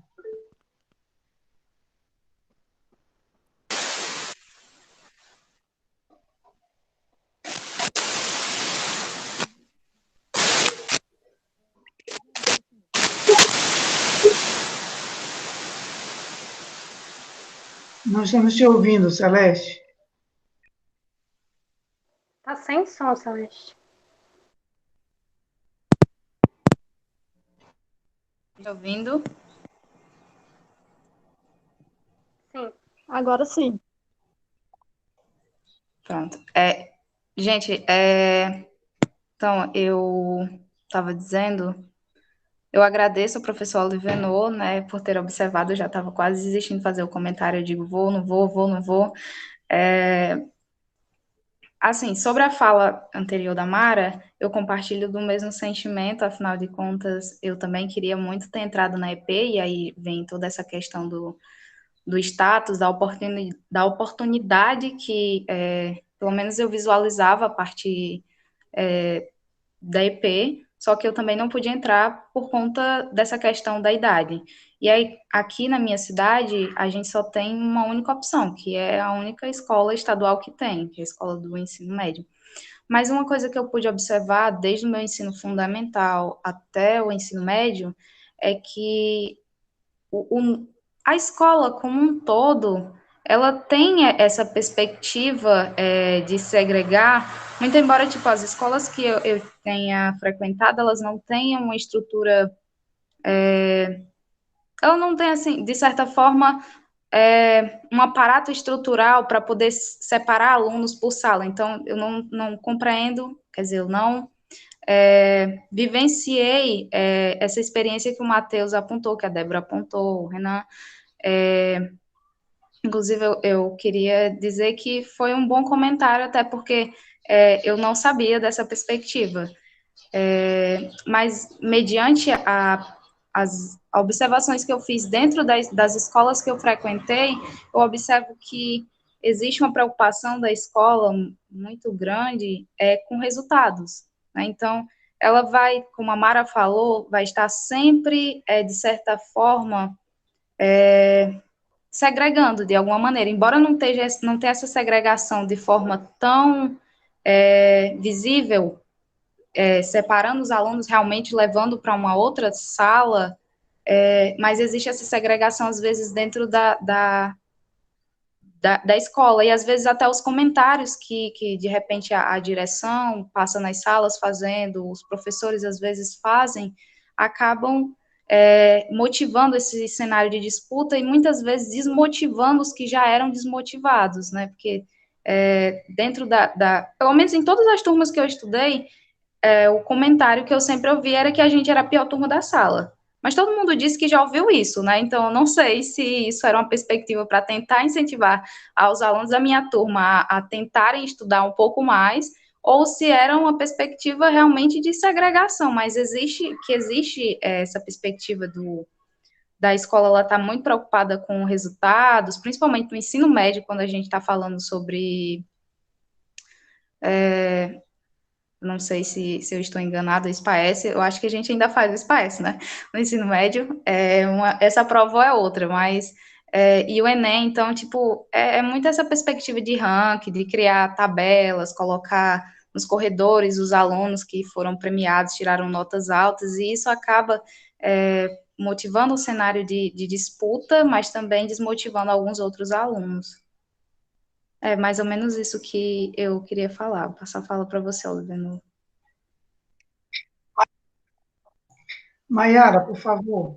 O que eu queria falar vai muito com o que o Gustavo e a Celeste, ou a Mara falou, porque eu fiz no ensino médio, uma profissional, e acho que a coisa assim, que mais me incomodou lá foi justamente essa competição, porque a gente já tem contato com isso, né, na seleção, porque a profissional ela tem um número limitado de vagas, e aí quando a gente entra, pelo menos na minha, a gente já é dividido, a gente tinha determinados dias que a gente estudava exclusivamente para o SPAES, então lá já era aquela divisão que eu acho que foi o Matheus que falou, era separado em grupos, né, o adequado, o intermediário, o crítico e o muito crítico, então já no primeiro ano a gente tinha essa divisão, e que, assim, a galera que estava no crítico, no muito crítico, se sentia extremamente mal. E essa divisão, ela ia para o terceiro ano, quando a gente tinha aulas exclusivas só voltadas para o Enem, a gente também foi dividido nessas categorias. E, pelo menos assim, na minha escola, tem muito essa coisa de competição, né? Primeiro a competição entre turmas, porque na minha, assim, a maioria era inimigo, porque a gente queria ser a melhor turma, a gente queria ter a melhor média, e a gente ficava competindo, era briga, a gente brigava até nas competições de São João para saber quem era melhor. Então, assim, pelo menos na minha escola, a gente tinha um tipo de competitividade, assim, que era muito louco. A galera se detestava de ter briga para ir na diretoria. E, assim, era instigado pela escola, porque ela pegava as médias, nossa, da turma, e colocava nas portas de cada um. Então, cada um ia olhar quem é a melhor sala, que a gente é dividido por curso, né? Então, tinha redes, tinha informática, tinha massoterapia, e era uma briga tão absurda, e cada um ali, e assim, né, os melhores alunos, as fotos ficavam lá por bimestre, né? Então, primeiro bimestre, quem foi os melhores alunos, colocava uma foto enorme de cada um, estampando lá no auditório. E assim, a escola ela instigava a gente a ficar nessa briga, né, para saber quem é o melhor. E para as turmas que, de certa forma, como a Celeste falou, que era considerada a pior, né, que eu estava nessa turma, e isso era reforçado por alguns professores, porque a gente tinha professor que chegava para nossa turma e falava que era horrível dar aula lá, e que eles não gostavam, ele preferia redes, ele preferia a turma de informática. E isso acabava mexendo com a gente, porque é horrível você estar dentro de uma sala de aula que o próprio professor está te diminuindo. Eu tive 2 casos de amiga da minha turma que elas saíram da profissional, elas acabaram desistindo no meio do primeiro ano, indo para o segundo, porque elas ficaram assim num problema tão grande de ansiedade e depressão que elas não conseguiram mais ficar na escola. E foi muito triste, porque elas eram uma aluna muito esforçada, elas tinham nota boa, mas elas não conseguiam ficar nesse ritmo de tanta disciplina, porque a gente tem a disciplina comum e tem a disciplina do curso que você escolheu.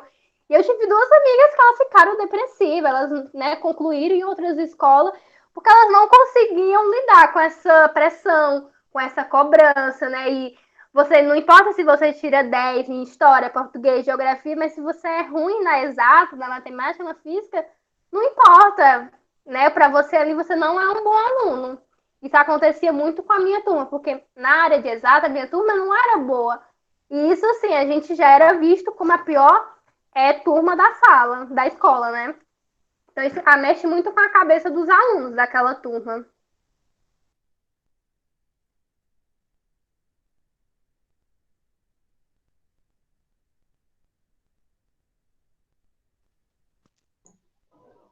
Marciliano, eu estou inscrito, mas a Wênia quer falar? Eu cedo a palavra para ela, tá? Tá.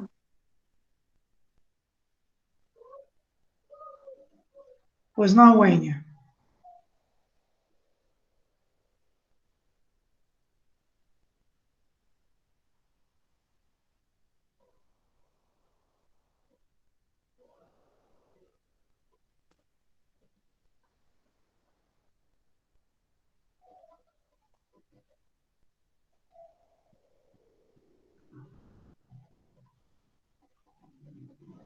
Acho que ela está com problema, não.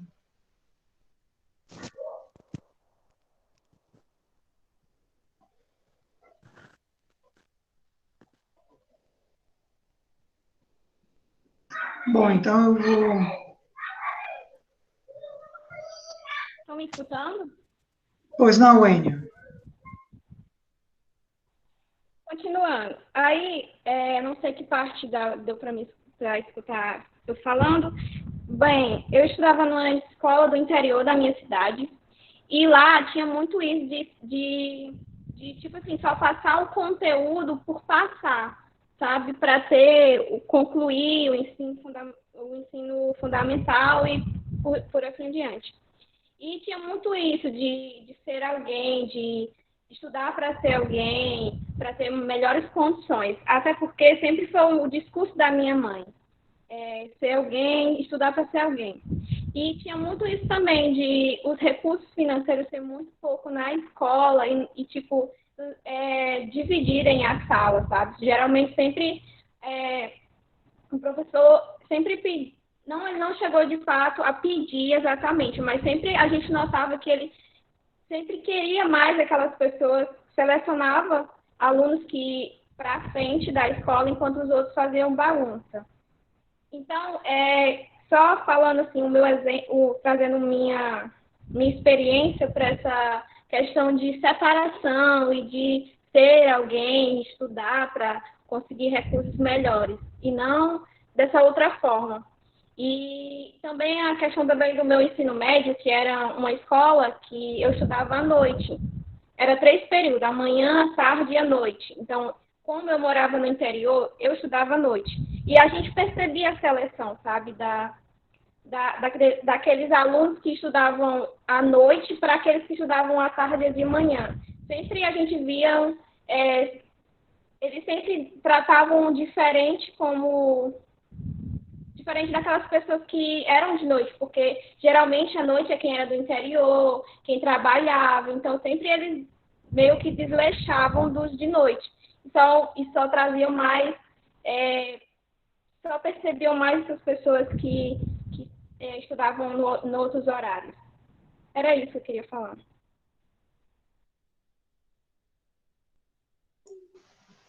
Bom, eu gostaria de enfatizar a fala inicial do professor Gustavo, né, quando ele fez referência à apresentação de vocês. Eu acho que essa primeira parte do seminário ela foi muito bem atendida por vocês. Eu acho que todas as apresentações, tá?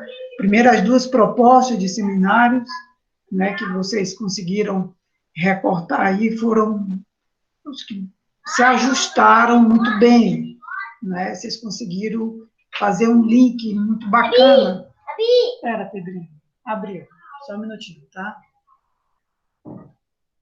Vocês conseguiram fazer um link. Aí, meu colega Pedro. Vocês conseguiram fazer um link muito bacana, tá? Entre todas as temáticas, de uma maneira muito, muito tranquila, muito didática, tá? Eu só queria parabenizar o nível de maturidade que vocês demonstraram nessa atividade, tá? E o trabalho em grupo, ele é fantástico, porque ele permite isso, né? Permite um exercício de várias características extremamente importantes para o ser, né? Para o indivíduo, que é essa coisa mesmo da saber escutar o outro, tentar, não é, buscar aproximar, né, bastante as intenções, né? Então, assim, eu acho que vocês estão de parabéns. Eu acho que a juventude hoje, né, nós vivemos, Gustavo fez um comentário aí no chat, dizendo que boinas, camisas com o rosto do Che Guevara, não é? E bottoms, virou comércio, não é, Gustavo?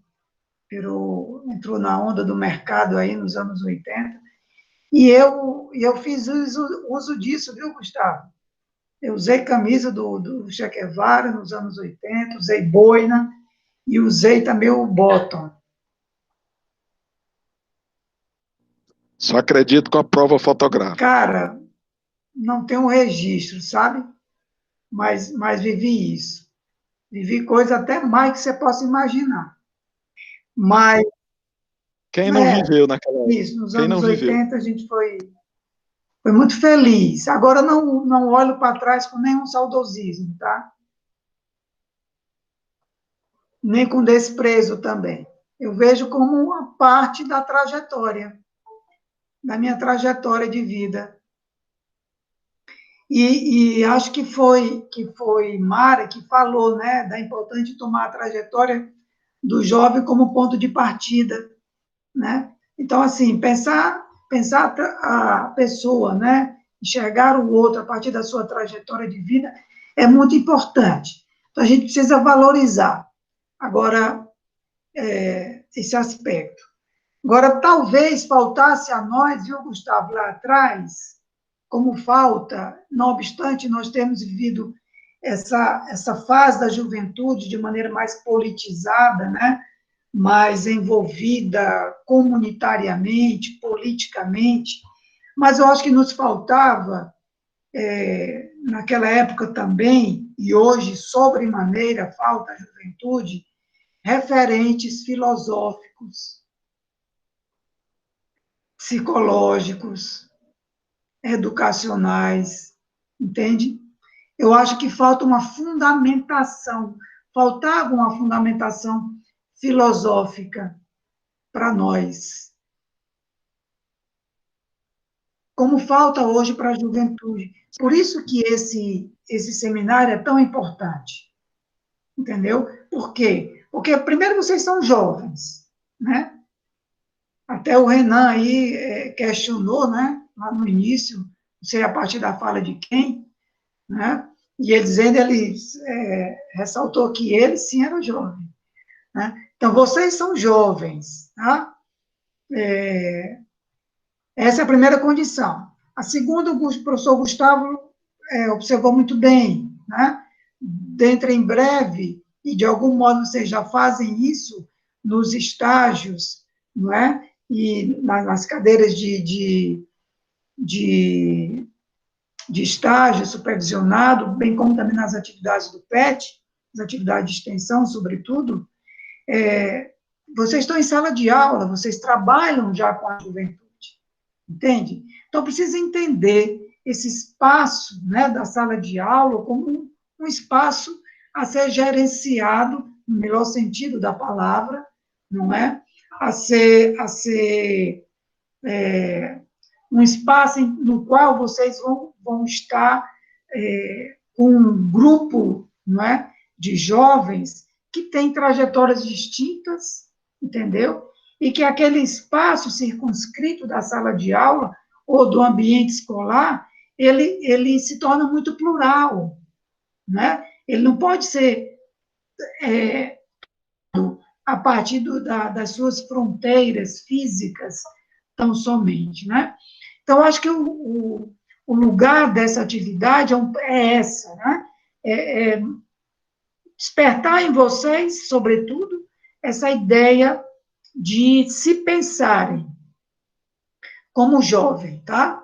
E compreendendo o ser jovem, né? Ou mesmo o ser na fase mais adulta, na qual Gustavo e eu já nos colocamos, embora não venhamos a perder, não é? Essa dimensão da juventude, porque nós somos fluxos, tá? E aí eu acho que essa ideia do fluxo é muito bacana para a gente não romper, entende?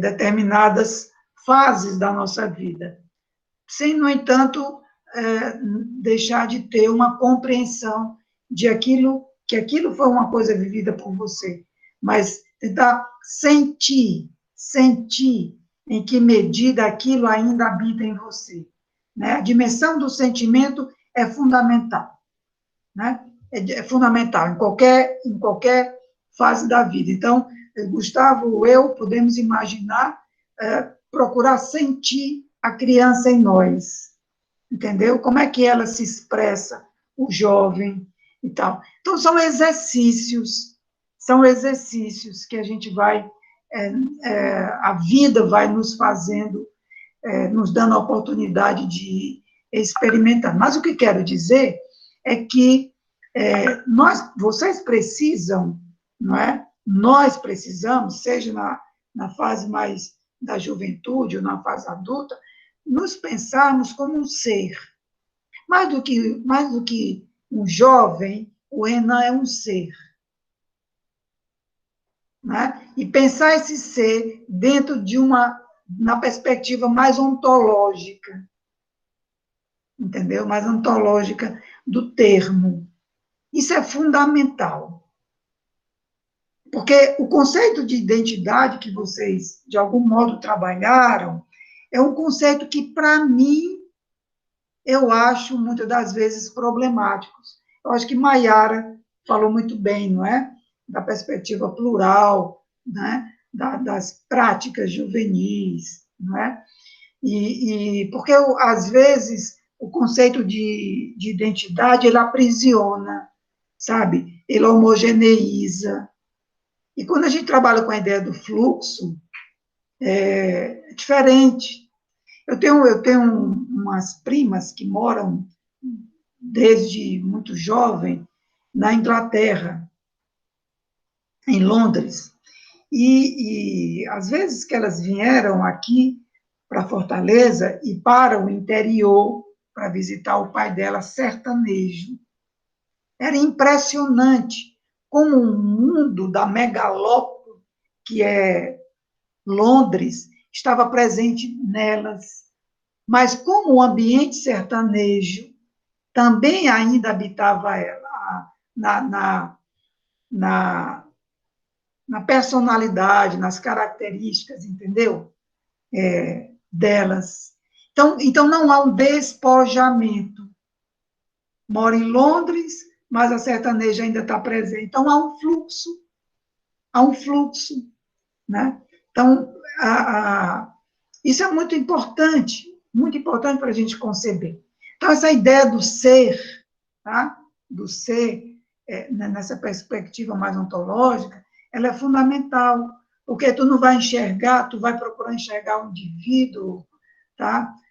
Para além daquilo da maneira como ele se apresenta ali, naquele presente, naquele instante em que ele está com você.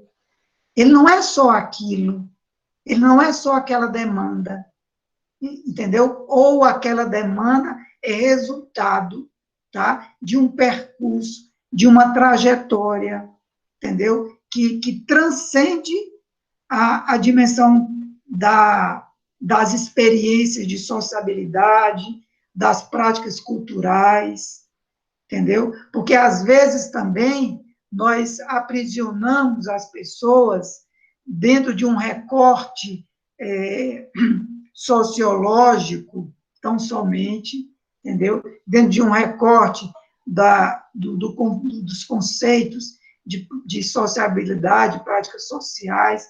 O indivíduo está naquele universo, então ele é resultado tão somente daquilo. Penso que não.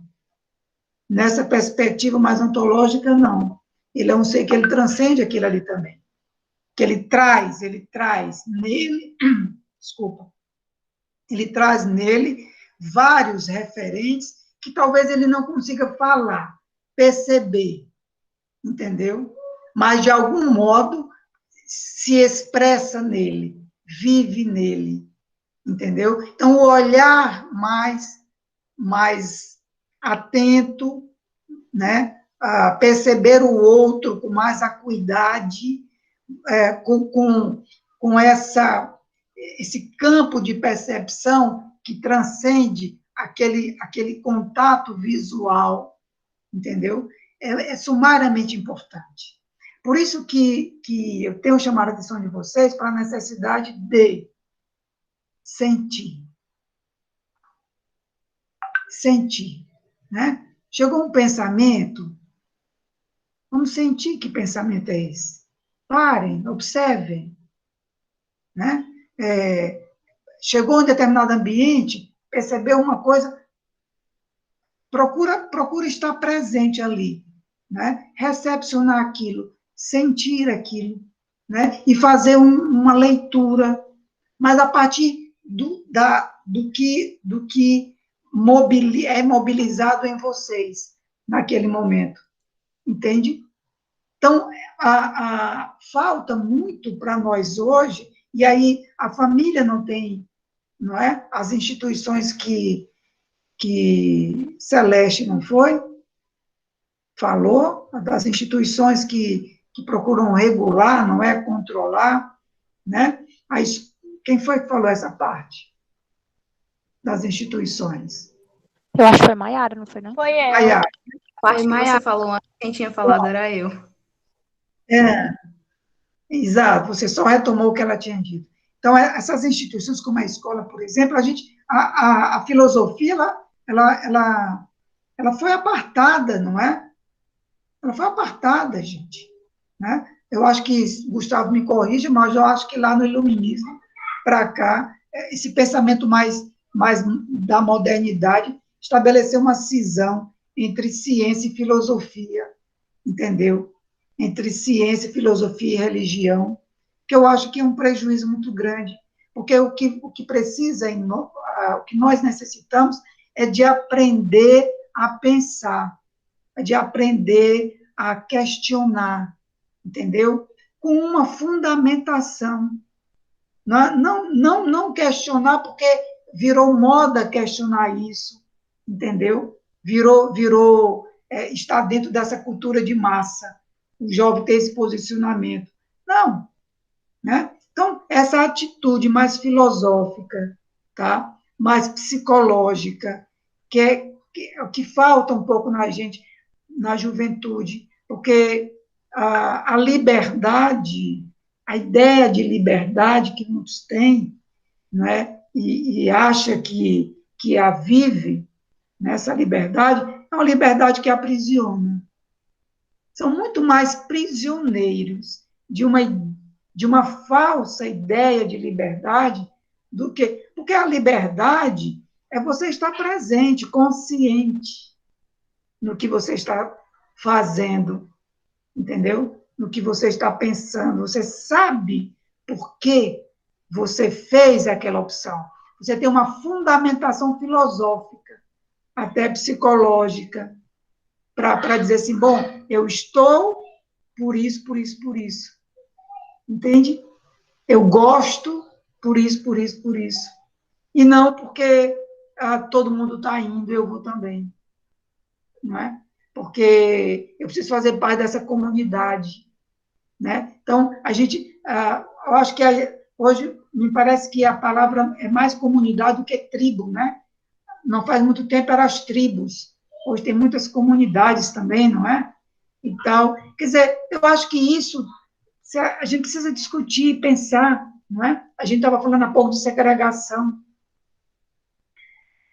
Tem muita coisa para se pensar, tomando como referente a juventude, tá? A gente está apenas aqui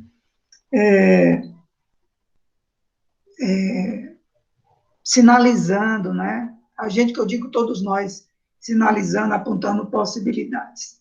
Mas, reforço para vocês de novo, ano que vem, na programação do PET, hoje a gente está dando muito essa dimensão na psicologia, esse ano que vem a gente vai migrar para a filosofia. Vamos ler muito sobre essa perspectiva para que a gente possa nos orientar enquanto ser, não é? E que a gente possa auxiliar aqueles com os quais convivemos a partir de uma postura, não é? Mais sinalizada pela capacidade de pensar, de refletir. Ok? Perdão por ter me estendido por demais.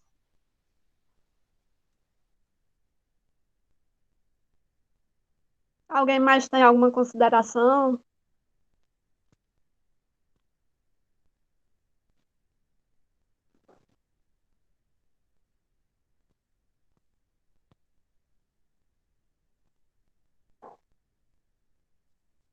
Eu queria agradecer ao PET pela oportunidade. Acho que foi um momento muito interessante para a gente e para todo mundo. E queria agradecer a todo mundo que trouxe suas contribuições, seu comentário.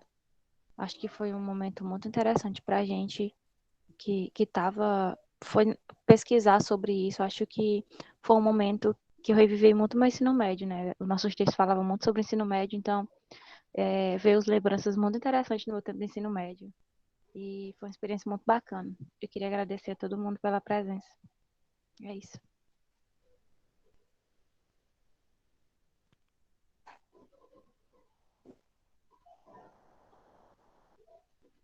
Então, eu gostaria de agradecer também a todo mundo, e lembrando que próxima semana teremos mais um momento, mais duas equipes se apresentarão. A gente vai estar divulgando nas redes sociais. Esperamos por vocês. Obrigado, gente. Muita paz. Obrigado, Gustavo, pela presença e pelas valorosas contribuições. Tchau, tchau. Tchau.